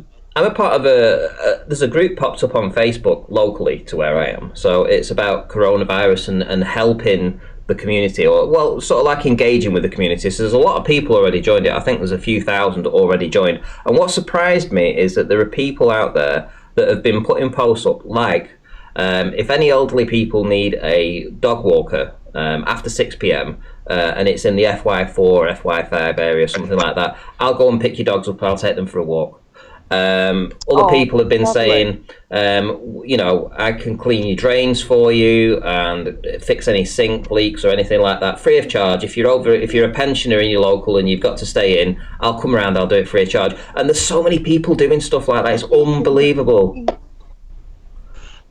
Yeah, the community around here just is ace. It really, people are just willing to go that extra mile and help people. This one woman put on, she said she's been her daughter was suspected of having coronavirus. So was she. So she had to self-isolate with, and she's got 2 young daughters. She didn't have any nappies for the youngest one, and she needed medication for the older one. Within 5 minutes, there'd been about 10 offers of people wanting to go around and give her the medication that she needed, go and pick up some nappies for her. And she's saying, yeah, I'll transfer you the money on. They're like, no, we don't want any money. We'll just come around. We'll look after you. Don't worry about it. It's like, honestly, it was quite refreshing to see that in this time. Yeah, we someone phoned my missus today when we were out and about, and they said, I think it was your sister. Someone phoned her anyway and said that it was they'd seen a Chinese restaurant with a sign in the window saying, "We haven't been to China for 35 years. Please come in our shop and buy our food." Oh, and did they? And I just thought, oh mate, that is so tight. Yeah, man. That they have to put that on the window. Do you know though? There was the Chinese restaurant in Blackpool was on fire yesterday. I don't know what caused it. Whether or not it was they did it themselves for an insurance job because they weren't getting any customers in, or whether it was an accident, or whether somebody decided to set it on fire. But for sure, it was on the local news yesterday. I saw it. Flames coming out of it and everything. I was like, tough times, Yeah, we got just strange times ahead, mate. Definitely strange times ahead. I mean, there's a lot of. It could have been an attack on them too. All this FAA rulings about drones, all this shit that's been in the news about drones in the last couple of years, saying they've been, harassing airports and this, that and the other. A lot of these drones now that you buy off the shelf, these Phantom DJIs, they have software like an airspace ban where you can't even take off around an airport. So what I think they've been doing is, raising public awareness about drones, raising public safety concerns about drones, so then they can ban drones, put an extortionate license on them, like they are doing now. You have to buy, soon you'll have to register everything and be a license. And now they're going to have these drones sort of roam. They're saying it was for Amazon delivery drones, but they've actually, the Amazon are trying to buy the airspace up to 400 feet to do these deliveries. How can you buy airspace? How can you buy the air? But, I've got a feeling these drones are going to start coming out in force soon in the future. They're already out in China. Have you seen it, where they're doing facial recognition scans on people and scanning? People have to have one of them little, them little square things with, I don't even use them, whatever they are, them little square things with all the squares on. Not barcodes, they're like, the other one what you take a photo of. Scan code thing. Everyone's having to flash them to these drones and that at checkpoints, mate. It looks mad. I think that's what's coming. That's what definitely this drone technology, they're going to take full advantage of that. They've tried to stop us all having it. They gave it us all, and then over the last few years they sort of realised the potential, and they're going to try and take it away now from us and use it themselves against us. There's that chip, the thing that that they can put into you, that chip technology as well, isn't there? Yeah, I think that's what what this next thing is going to be. Look, we've got this this vaccine for this virus that's going around. It's got this little chip in it, and it'll monitor any sort of change in your body. That's how they're going to sell it. Oh, but as well, you'll probably be able to link it to all your transactions. They're going to try and sell it as something great. And half of the fools, mate, are going to go for it. They're going to think, oh yeah, I don't need a wallet, man. I can just walk around my fucking hand like my dog and just scan it. Do you know what I mean? Yeah, great, mate. You speak to people and like, yeah, I wouldn't mind that, because then no one can nick your bank card and that. And just like, mate, do you know people can scan your bank card when it's in your pocket? It's fucking magnetic. It's a magnetic phone. It's a magnetic strip. People can scan it now. They've got scanners that can scan it in your pocket. That's why you can buy these little wallets you can put your bank cards in, anti-scam wallets. I didn't know that. Yeah. I did not know that. But I want to ask in the chat actually. I've got one, and it's from the police force. It's just like a little silver wallet what you put your cards in, and it stops them from being scanned apparently. Okay. I want to ask in the chat. Press 1 if you know anybody personally that's actually hospitalised through coronavirus. So, not that you know a friend of a friend or that they might have symptoms of it. I want to know if you know of anybody personally that actually is in the hospital receiving some kind of serious or critical care needs due to the coronavirus. So, if you don't know anybody, don't press anything. But if you do know anybody, press 1. I would love to hear that actually. That I would like to also know the answer to that, because I just looked at a guy posting on the LinkedIn just before I joined, and he was saying that, yeah, I'm at home, I have coronavirus, and then he was explaining that, yeah, I had a talk with the doctors and nurses, and they said kind of to me, yeah, you probably have it. So then, of course, he says, yeah, then I have it. I have no symptoms, I have nothing, I'm just staying at home. So it's so easy to get people to think they have coronavirus. So he believes he has a coronavirus. He wasn't given a definitive answer. He was just saying that, yeah, probably you have it, but he has no symptoms and nothing. So I really think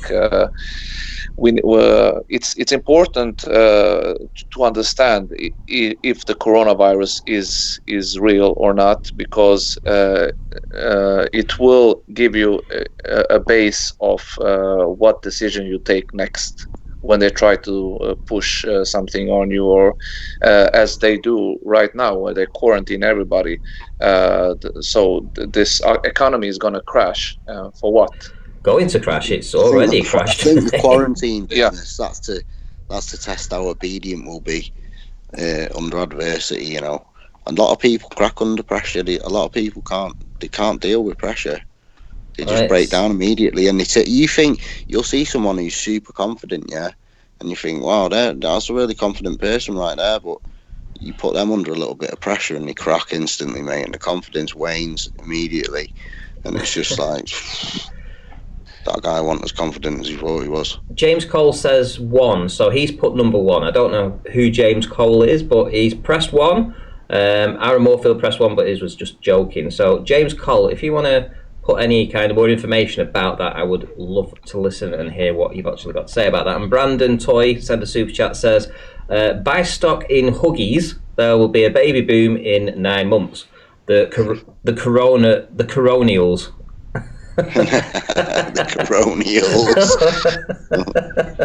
Born to the sound of a slice of lime. That'll be the one. Jesus. To be fair, that could be. That could be. Yeah, there will be a big boom. They're giving free porn to all the people that are quarantined, so to keep them busy. Free porn. My boyfriend said that's why everybody needs so much toilet paper. Tissues. Don't waste it on toilet paper. Use your socks.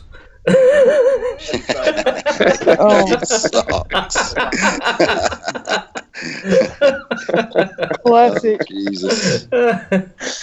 Oh dear me. So yeah, funny stuff. But yeah, do you know something? Somebody else told me that and mentioned it before as well. Said that too about babies being born. Well, you've got spare time, haven't you? You know, and if you run out of the pill because you can't get any from the doctor, you know, yeah, there's going to be a lot of. You're in big trouble. Yeah. That work on you, Simon. Great, huge, big chemtrail that's going across my sky at the moment. We had loads of them this morning, chemtrails. Yeah, I had beautiful blue skies for about 3 days, and I was just saying before in chat that how gorgeous it's been, and this morning was the same again, beautiful blue skies. Now I've come outside and there is this massive streak going across the whole sky. Yeah, I have the same thing at my place. I mean, we really, as soon as we have a clear blue sky, there will be a lots of chemtrails, and the sky will be lines everywhere, completely blocked. It amazes me the people who say that chemtrails don't exist. It's like the government has already admitted they're geoengineering the sky, and all you have to do is look up and you see them. You know what? I've always wondered, you know, when you see them in the sky, how actually like physically long they are, and who can see them from where. Who's seeing the chemtrail you're seeing? Who's Well, yeah, you know what I mean? Because we one- don't know from here where we are. how far away you can see it. This one goes from one horizon. I can see like literally 180 degrees, goes from one horizon all the way across my house, all the way to the other horizon. Oh, and Yeah, now that's they've it. got ones going the opposite direction. I can see another one over. Oh, I can see the plane actually dropping it. Wow. It's getting longer and longer as I'm watching it. Yeah, it's the same, exactly the same thing that I see, and I witnessed it many times. Really, I mean, they are. I don't know how long they are, but as you say, it goes from horizon to horizon, and so it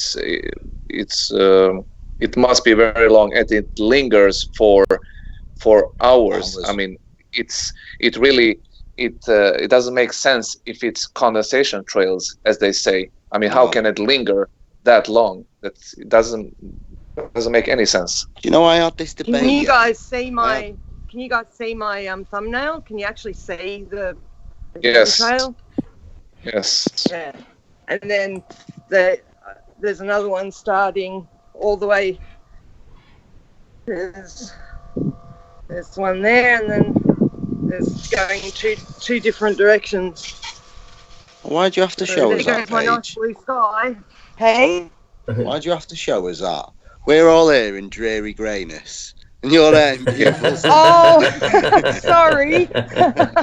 It's gorgeous here at the moment. Absolutely beautiful. Nice. It feels like it's about 25 and just, yeah, magnificent. Sweet. And it looks like you have a garden, right? Oh, yeah, I've got a garden. Yep. Yes, so you will survive. Yeah, I've just started. I haven't got my big thing, this big green thing here. That's going up today. I'm going to go down and get some soil for it. But I grow succulents, stuff like that. And they're my little Marties, my tomatoes down there. Thank you, darling. So all my tomatoes have started to come out. They're little green balls at the moment. So hopefully in another week or so I'll have red ones on there. But yeah, gorgeous day today. Sweet. Looks like a nice area. Nice. Yeah, it's beautiful. Toilet roll now. I mean, I've got no one over the back. I'll show you over the back. Hey, Randy, going back to that guy whose comment you initially read out at the start of the chat, and how he said about he's into hunting and stuff like that. We do a lot of that where I am. You know, we do a bit of hunting now and again. I've not done it for years because I don't. Yeah, we've got lots of deer, kangaroo. Yeah, well, I don't here. shoot anything that I'm not going to eat. So, yeah, I mean, I used to eat rabbits a lot, but Mrs. Eartha don't like it. Well, this is where we had the fire. That horizon over there, you could actually see the flames coming up on that horizon, and then it started popping up over there, and then again another one popped up over there, and by sort of 3:30 in the morning, this whole sky was just bright red, and it looked like I've never seen anything like it in my life. It was, you know, the video that I took earlier in the evening doesn't do it justice at all of what it actually got like. And I was pretty flat where you are, water and everything. Hey? Yeah, it's pretty flat where you are. Oh, bloody oath, yeah. You're seeing a good 20 miles there, aren't you? I'd say so. Yard, it's got heaps of corn and shit growing. They're the neighbours that give me veggies over there. Do you know what, though? They were seeing 20 miles, yeah? Well, think about it. When you see the sun going down, it's literally like 4,000 to 6,000 miles away. So how far do we see? And whatever we see, is it only blocked by the atmosphere and the lower levels? You know what I mean? Like, because we see things that are further away, higher up, don't we? Obviously, like I say, when the sun's going down in the UK, it's like over America. Yeah. So it's mad. I don't think we could work out what anything is from the sky, because the sky are just things we see from our own perspective. The land is the land, exactly, and it's there regardless. You know, the earth is the earth; it's there. So that's what we need to be looking at, I think a lot of our debates, they like to drag us off into like realms of just craziness. Like I call them like an Ouroboros type discussion, because it could go on forever and no one could ever prove anything. But what we need to do is be proving what we actually dispute, which is what we do anyway with obviously observations like the black swan and stuff like that. And I think the more we do it, the more it can't be ignored. Yeah. You know, one voice in a crowded room. Well, they're trying desperately to ignore it. Yeah, definitely. Yeah, the black swan basically shows flat water, and you can't have flat water on their model. It's as simple as that. That's it. You know. But what I say How is, many sections of flat water does it take to make a globe? Every image of something out on the sea where you see, if you're on the beach and you know taller than 6 foot, which I know I'm not anyway, you know, your horizon should start no further than 3 miles out. So immediately, if you see something beyond the bottom of something beyond that 3 miles, it's, you know, and if you see the horizon, say, beyond that 3 miles, it's already dead. Every observation that goes beyond that initial calculation kills it, if you know what I mean. Yeah, well, you know, everything is looming, right? Yeah, that's bullshit. How do the soldiers shoot targets that are ghosts? You know, looming up, shooting the magical looming man.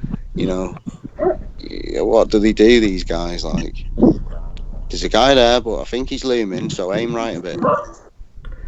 Yeah, that's why Rumpus won't go and stand on the top of a loomed up building and let me shoot at him. I remember hearing Rumpus saying on the show, yeah, exactly, yeah, stand there, Rumpus, you're looming anyway, Yeah, so I'll never stand there, Rumpus.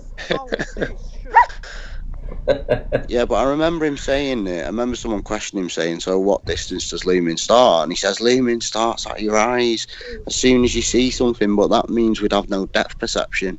You'd be grabbing for stuff that isn't there. You'd see a pencil on the table, but it'd be slightly loomed, so you'd miss it the first time, and you'd probably knock it out of the way a bit, and then get it the next time, you know, as it rolls across the table. You know, we'd be walking into doors all the time, wouldn't we? Because the handle would be slightly loomed, and you'd just miss it by that quarter of an inch. Do you know what I mean? Everyone would be tripping over their own feet, for God's sake. Well, snipers wouldn't be able to snipe. You know. Exactly. Well, they are apparently correcting, right, for the curvature and for everything, right? It's in the sniper manual. What they do, they sit there for 20 minutes and get the book out and do a big, massive equation. Yeah. and it changes every second, right? They basically have a spotter, yeah, who confirms their sort of mental calculation, if you like, through their scope rangefinder, make the adjustments for the wind. I mean, some of the rifles have like a little wind vane on top of them, and they sort of auto adjust the sights and stuff. They're that advanced, and then then they take the shot. There's no sitting there calculating the rotation of the Earth for 5 minutes. You know, throwing a quick white coat on and whipping a whiteboard out of his out of his Bergen. Quick, makeshift whiteboard. Right, I approximate the target to be 8 miles away. The wind is 11 miles crosswind east to west. Bullet velocity is XX. They don't do that shit, mate. They just see the guy there, calculate the wind, know what the drift's going to be. They know the round spins with the rifling of the barrel, so they sort of give for that as well. And Bob's your uncle, mate. Dead man walking. Yeah, by the time you finish the calculation, the guy will be home asleep. Oh yeah, he's got in a helicopter and flew away with all his, drug baron buddies and a big case of money. Yeah. James Coyle's got back to us with a response from him saying number 1. So he says the case is irrelevant! ! It's there! ! Dig deeper about your idea that China was prepared. Why did they do it? Is the right question. So it's there because it's there. Did he say that? The question was, does he know anybody that's actually been hospitalised in sort of like an ICU unit through coronavirus. So he typed 1. I asked him to explain what, if he could give us some more information, and his response was that the case is irrelevant, it is there. That's it. That's the information that he's provided. So That's sort of the information. That's sort of the limit of the information we're getting from anywhere, though, isn't it? Yeah, it sounds. And that's it. It's the saying. It's like, it's irrelevant. Corona's is there. It's real. Yeah. Have you seen that film, that Smallfoot? I watched it with my niece over Christmas. Yeah, I've seen it. Have you seen it? Mate, I tell you, there's so many hidden messages in that about don't ask questions, and the stone. If one stone's wrong, they're all the stones, all the rules basically. If one's wrong, it means they're all wrong. Yeah, exactly. And they can't have that. So society comes crumbling down, doesn't it? The society they've built. So this is the struggle. There's one rule wrong, they're all wrong. Yeah, exactly.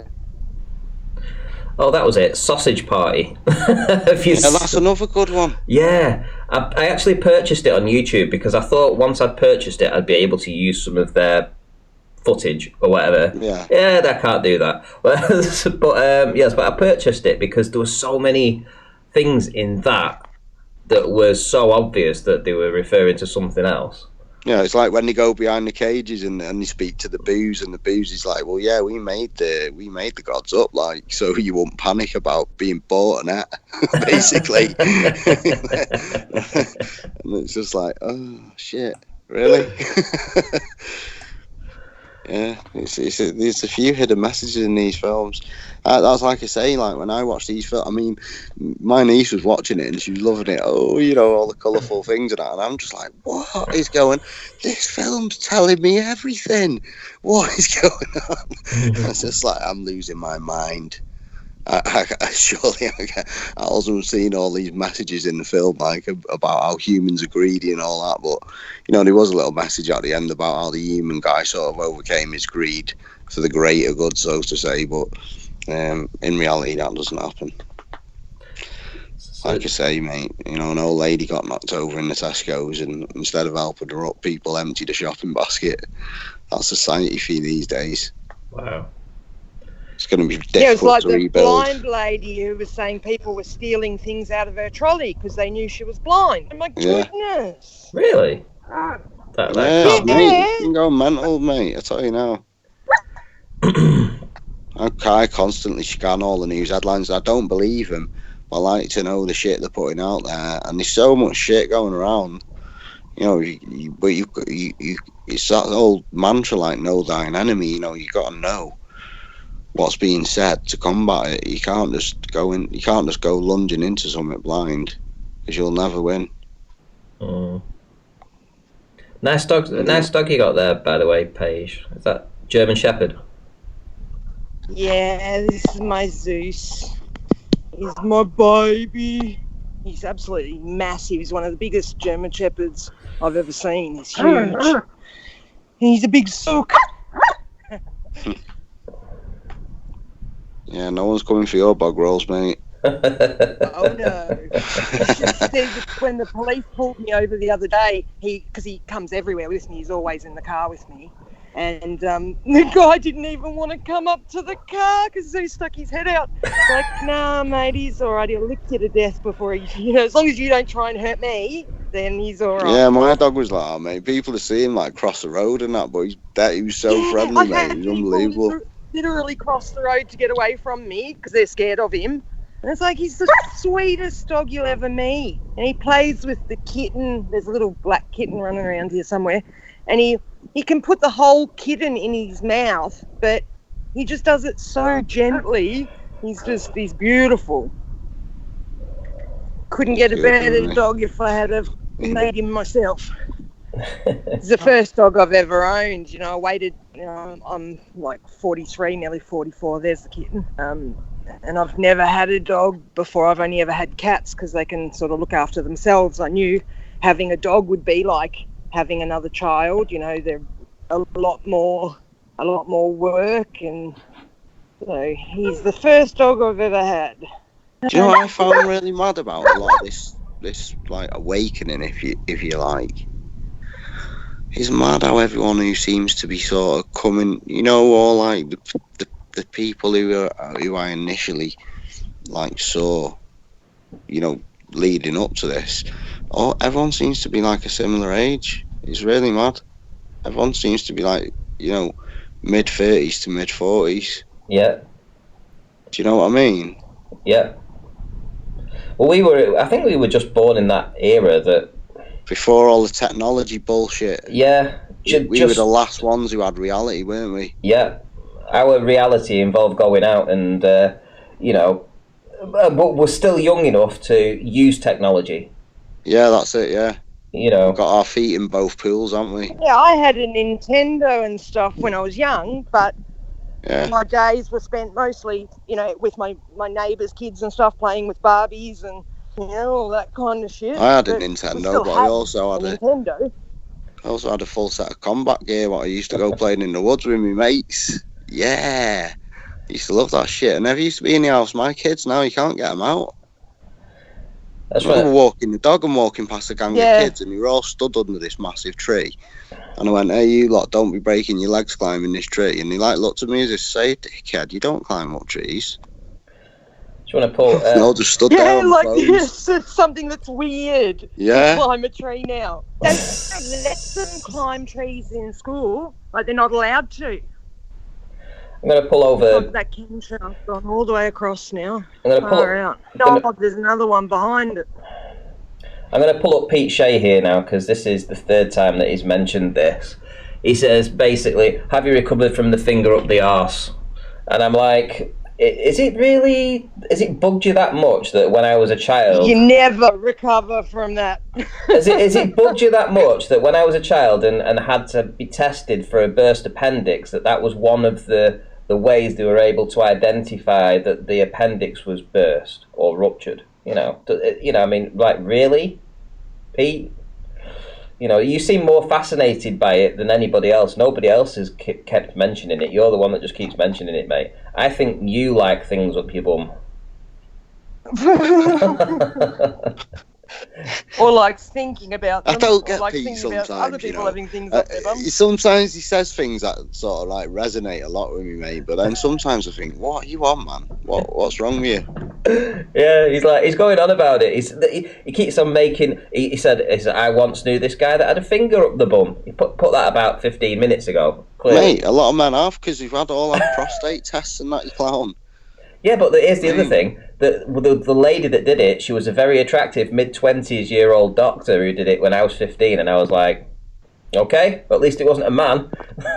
Yeah. There you go, that's your bonus, mate, isn't it? Bonus, yeah.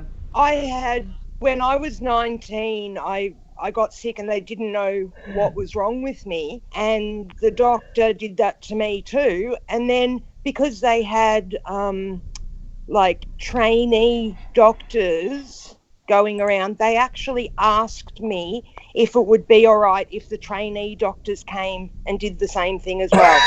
I'm like, I think you can find somebody else. Like, holy Crazy. shit. Oh, that'd be funny. My bumhole's not there for you just to go poking and prodding in just because you want to learn something. Like, Mate, I had to have a coffin drop for a medical once, mate, and the nurse that done it was about 94. She looked like she'd been in a pickling jar for a few years. She's like, right, drop your cacks, and I thought, Jesus, mate, she's gonna feel my knackers now, mate. They're in my throat. Looking at her, mate, they like left home. I tell you what, though, once you've had children, once you've given birth, you just lose all like embarrassment about your body functions, because when you're giving birth, that's just like the most embarrassing, humiliating things that could possibly happen to you with other people around. A lot of shit goes down, doesn't it? Everything is just water off a duck's back. There's nothing a doctor could do to me now that would be worse than what I went through those 3 times. a lot of stuff goes down, man, when that baby's coming out. Like, I can assure you that. a My lot. goodness. A lot of men Interesting. don't. A lot of men won't watch it because it kind of gives them Yeah. a different view of what they've been looking at for the past few years. Well, I watched it, mate, Yep. and I could understand why. They can't look at you the same again. Yeah, that kebab My definitely doesn't partner look was the just same. like, I can say I didn't didn't know watch. what to say or do. He was just like, just sat there like with this look like, I'm so sorry on his face. Oh, you used to have a very nice kebab, not like that. Yeah. Oh, jeez. It's crazy. Oh, yeah. Worst part is when you see a head coming out the bottom of the body, like it's so, whoa, this is alien. Yeah, how does that come out of there? Like Amazing. a human coming out of a human's crazy, man. How does? Oh, aren't we amazing things? Like, aren't women? This is why it annoys me when men want to be women. It's like, hang on a minute. It's a very special thing to be a woman. It's it's really a really sacred thing, and to just like fob that off and go, well, anyone can be a woman if you just think you are. It's like, no, that's not fair. You're dismissing everything that that makes a woman a woman. Mate, I tell you. Yeah. Well, I want to be Superman. So can I? Yeah, just identify as him. Yeah. And then you Yeah. just automatically become. Yeah. Then I everybody should identify as a just call me billionaire, but my Superman. bank laughs. I was going to say, yeah, get some steroids and a spandex suit. Black boot polish for your hair. I think Pete Shea wants to identify as a tampon.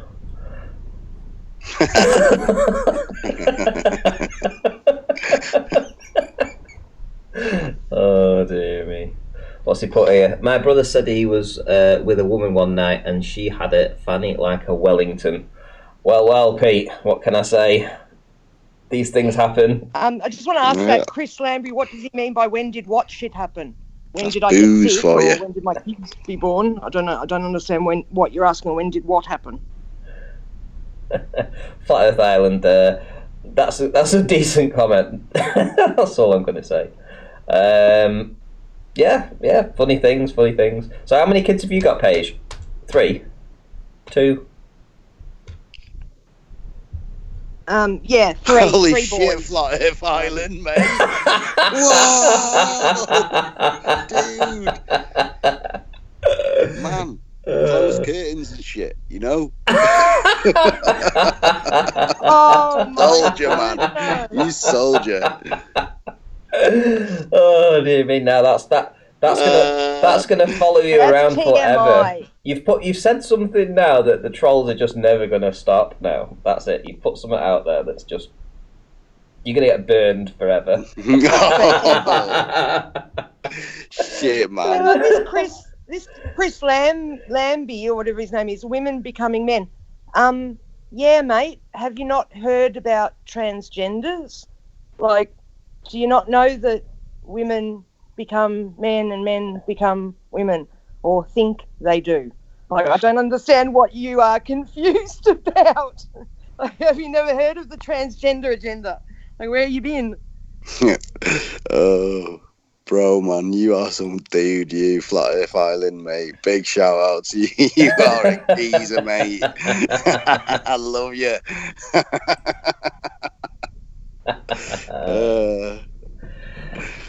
Yo, what the hell? Sorry, Paige. You just put No, on there. you're Glad to right. have facts, mate. He's a geezer, mate. I'm telling you now. He's ruthless, mate. Well, then what's confusing you, Chris? If you've heard, of course you have heard of it. So what's... Do you want to know why what would the you say, irony when of does it that is, shit Paige? happen? They think they turn into a man or a woman because they, chop their willy off or, get a willy put back on or something or put on, and then they Do you want to know decide the that you want to know the they're- true irony of it though? Yeah. You What? throw on a dress, splash on a bit of lipstick around 5 o'clock shadow, whack on a cheap wig, and then come on Ranty's show and tell us all we're crazy. Yeah, It's like, exactly. what? Actually, somebody pointed out to me the other day that isn't it funny that it's these people, the Liberals, that are so hung up on gender. Like, why isn't it okay for a little boy to play with Barbies or whatever and remain a little boy? Why do you all of a sudden have to change him into a girl because he's playing with Barbies? Well, that's it. Action You know Man's what I got to mean? fuck somebody, hasn't he? Come on. Yeah. But it's like And that's where okay, it all they don't want starts. us to stick them in a box and say, okay, well, girls can only do this or boys can only do that. But we're the ones that are saying, okay, girls can play with trucks and shit and not have to be a boy. But you're literally saying if they play with trucks and shit, then they must be a boy. So you're the one, you people are the ones making it the gender thing, so Yeah, it's like what does the things that you do separated. have to do with gender? So anything we do hasn't got anything to do with gender. It's not a choice. It's not a something that No, we gender's should not be a able. choice. So I You're don't born get with a people gender. debating this like it's something we can debate. I mean, if I see a chair and I say that's a chair, there's no debate Yeah, about it. there's no debate. Yeah, exactly. If you're born with a penis, you're a man. If you're born with a vagina, you're a woman. And it doesn't matter, who you decide to have sexual intercourse with. That doesn't change what gender you're born. And it doesn't matter whether you think in your head that you're a girl if you've got a penis. It doesn't make you a girl. And even if you chop it off and get a fanny put in, that still doesn't make you a girl. It just makes you weird. Yeah, you're mentally ill. That's what you are. Yes. Yeah, this is These it. people Like need a lot of help. these, a lot of the lesbians and that. I'm not being tight or anything, but they like butch women who look like men. Who then go home. Yeah, Someone's Yeah. saying exactly. someone's saying it in the chat. They then go home, put a Yeah, strap they put on a strap on and and act then like a man. and then it's like, so you're just fucking a man. Like, so what is it Why then? not just have a man? And then it's like you get gay lads, yeah, who dress dead not Like dress in women. women's clothes, but wear all the makeup and have the Feminine. nails done and all that. And you think, well, if you Oh, wanted to yes, wear and they a wear beard, skirts and stuff why didn't you even. just go with a beard, mate? Because he's trying Yeah. to look like one. It's like, what is fucking going on in these people's heads? That is social Yeah, it's conditioning's weird, eh? fucked everyone up, mate. That's what it is. That is the top Yep. and bottom of it, mate. I mean, look at what you can see on the TV now. Like when I was a kid, AO, like any movie that had any like blood or even like a nipple or something like that in it was AO. People when they went to see The Exorcist were throwing up in the cinema, in the movie theater because it was so graphic. And now the series on Netflix at the moment called Sense8 is literally soft. Well, it's not even soft porn, it's hard porn. You see everything. You see the penis, you see the vagina, you Yeah, it's see crazy. everything. What's it called? And it's really, Everything's. yeah, what's it called? What's it Yeah, I've called seen again? that. What's it Yeah, called? Randy's ears pricked. What's it called? Sense8. It's actually Link me about now. Link me different in the kinds chat. of I'll allow humans. it. Sense8, right, okay. Yeah, Sense8. But the storyline is actually really good. I just fast forwarded through the storyline's really good. Sounds good. In this but they've week's got episode, gay a man men comes to clean the kissing carpet. They show everything. The window cleaner comes to the Yeah, window. comes in with his big medallion on and that. And his They wife even have a runs. transgender Here to woman, clean a your man who windows, changed into a darling. woman who's a lesbian. So a man who wanted to be a woman, who got surgery to become a woman, is now with another woman. So, that just is bizarre to me. We couldn't make it up, mate. Do you know the Kardashians' dad? Do you know why I think he done that? Because he's saying he regretted it now, innit, a bit. I think, right, he was famous, wasn't he? And then he sort of faded out of the limelight because he was only like a sporting personality, wasn't he? And then he seen all the other people in his household were women, right? And he was getting more and more famous and all the attention. Yeah. And he's thought, fucking, I need to be a woman. Do you know, I think he was a woman. I think he was a woman who was, one of these from a generational transgender family. He was transgendered into a man and then went big back. Woman, him, no. Fucking massive Yeah, he is. some He's women quite tall and that, you know. He's big guy. wouldn't Wasn't he a surprise me. football Tell you player? what. I know what you mean, though, Paige. I know what you mean. Like someone who's transitioned young in the old days when nobody used to. Now everyone's like, "Look at me, I've chopped my dick off. Look at it, it's in the jar." You know, it's just Yeah, like you want to yeah, tell you got it everyone up on the everything, don't they? mantelpiece. Yeah, it's like all these gay parades and that. We don't have straight parades where we're all prancing around in our underpants, Oh, screaming yes, we my love women. boyfriend said You that. know, And he goes, it's like, why imagine do they what want to would just happen. gyrating hips in front of everyone and wearing t-shirts and like, yeah, bring your kids down to the gay Exactly. parade. It's great. No. Imagine if we had a straight parade where, we all got up and, were doing Yeah, that done kind for of thing. indecent exposure, mate. Being half. Exactly, we'd be put in jail. But Mate, it's I okay walked for through them. Manchester once and that gay parade was on and I seen this guy who was about 5'1", all in his leather pilot's outfit. I don't know if he really was a my pilot. God. Maybe he was. He had a pilot's outfit on though, leather one. And he had an actual real life gimp, like dragging him along on a chain, mate, with a proper gimp mask on and that. Way. Some big fat like jelly baby looking guy who was about 6'2", built like a jelly bean. God. And he's like, what? And I thought, what the fuck, mate? This is like 3:00 in the afternoon. And that's when I That's knew I sick. had to move away from Manchester. Yeah, that's just sick. It all got too That's Pulp much. Fiction shit, isn't it? Like, far out. Yeah. Bring out the gimp. Yeah, the other day my wife was with our kids at the local library, and she found a book where it says for children. It says like, "My name is Bella. I'm a little girl with a penis." What? So I mean, that's an untrue statement right there. I'm a little girl with a penis. Yeah, What? and that's a book that they have in library for kids to read. I mean, to put in mind.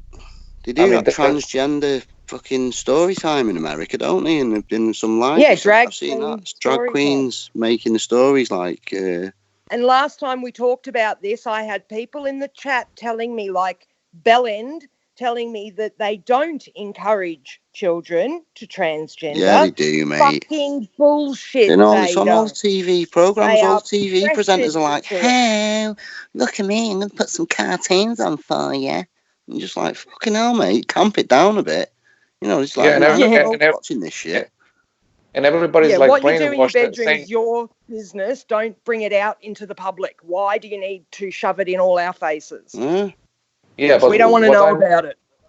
What I'm most upset about is the other people who are kind of pushing it and thinking that, okay, we need to kind of show us supportive, so we need to push this kind of like, it's okay, and bring it up to kids and saying like, yeah, it's okay if you want to change the sex. Like, what the fuck are you bringing up this nonsense to children? Like, why are you even talking to children about sex and if I asked my son, like, do you want to be a dinosaur? What you would think he would say? Of course he would say yes.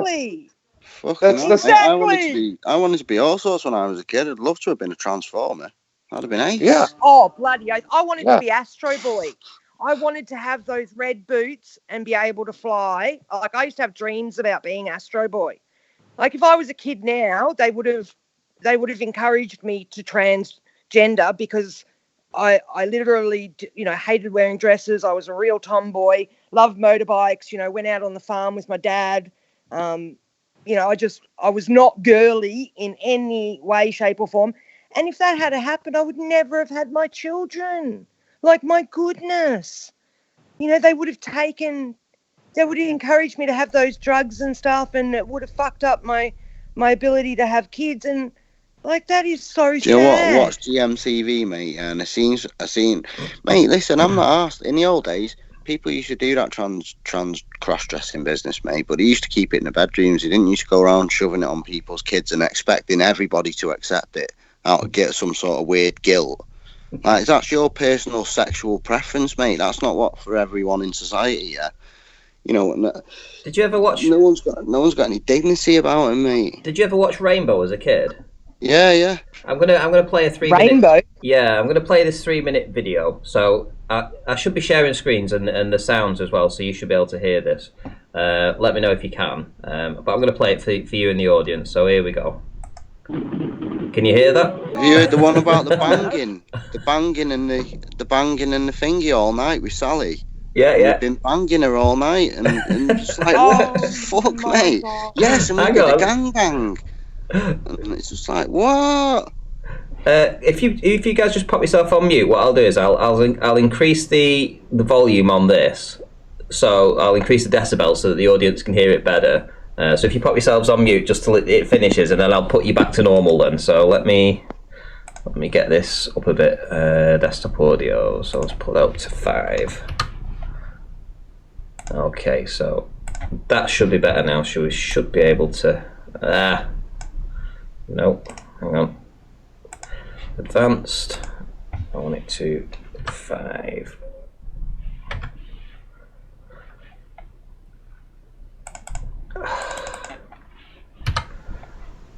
There we go. Right, here we go. Ready for this? I'm just going to play it again. You heard him, guys. Don't forget to get your swangers out and play with your balls. So, is that an actual children's TV show? Yeah, that was from the 80s. I remember that. I actually remember that show. That's so I think it was from the 70s, but somebody they like doing- replayed it in the 80s. So it's not somebody like doing an SNL skit or No, no. something about the show. No, there was so many sexual my innuendos. If you look at Zippy, he's skin coloured, he's got black eyes and a zip over his mouth like a gimp.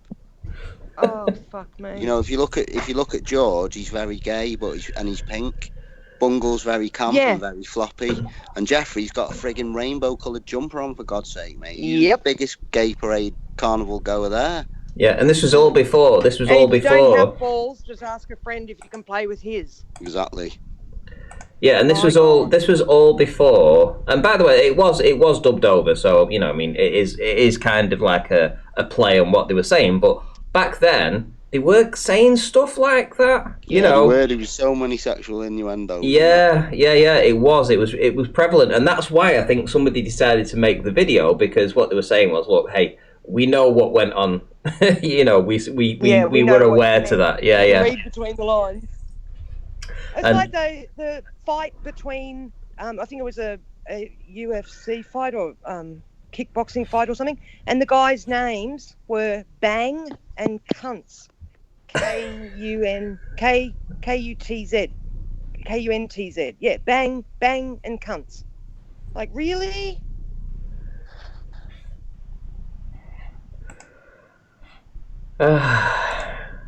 Yeah, guys, I need to go now, but it's been nice chatting. No worries, Cogito. Nice to have you stop by.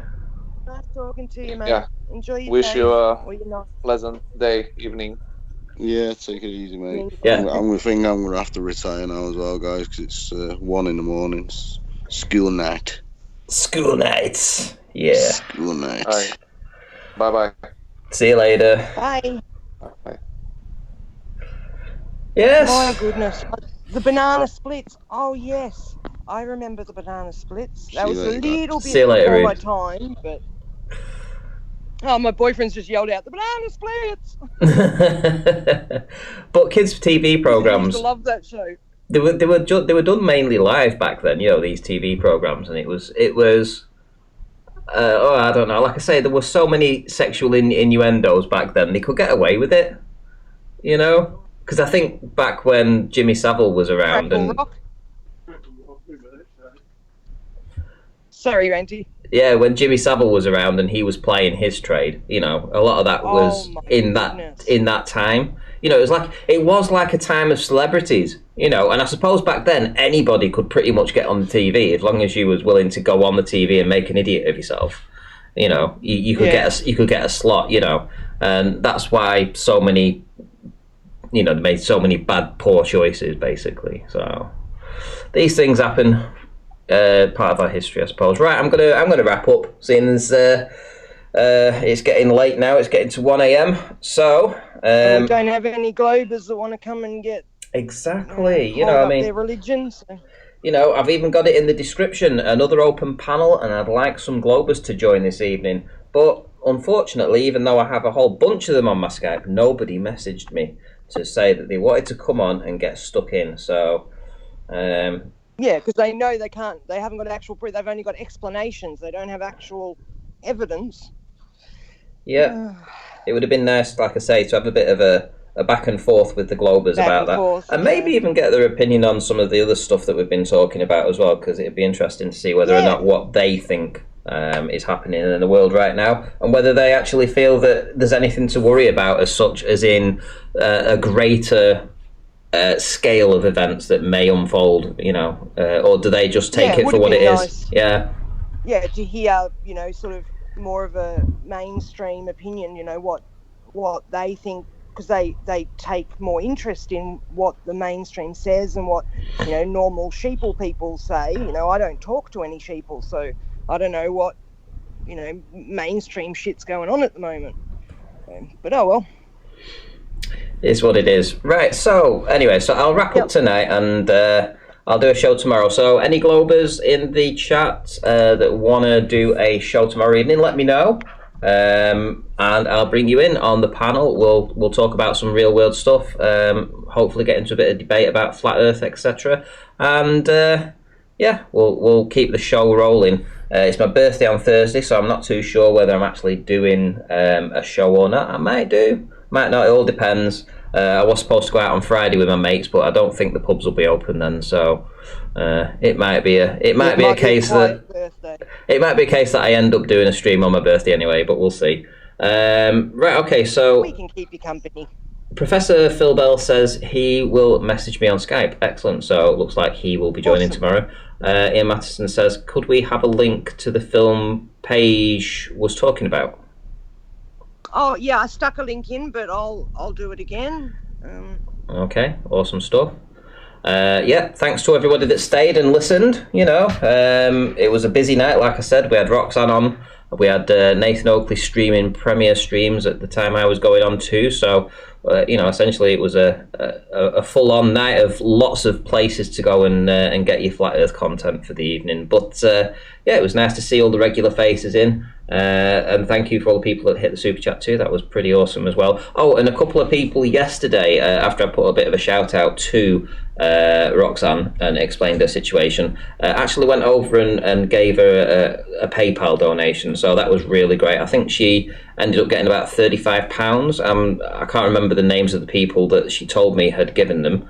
But it definitely helped her out, and I know that she went out today and she bought some bits and bobs for a garden. She's going to make a little bit of a garden and hopefully create her own food, tomatoes, cucumbers, potatoes, etc. During this next few months. So it was an awesome, Fantastic. Yeah, it was an awesome job. So if you were the people that actually supported her, thank you very much. But as for me, that's me done for tonight. Anything you want to say, Paige, before we go? No, just good night, everyone. Be kind to each other.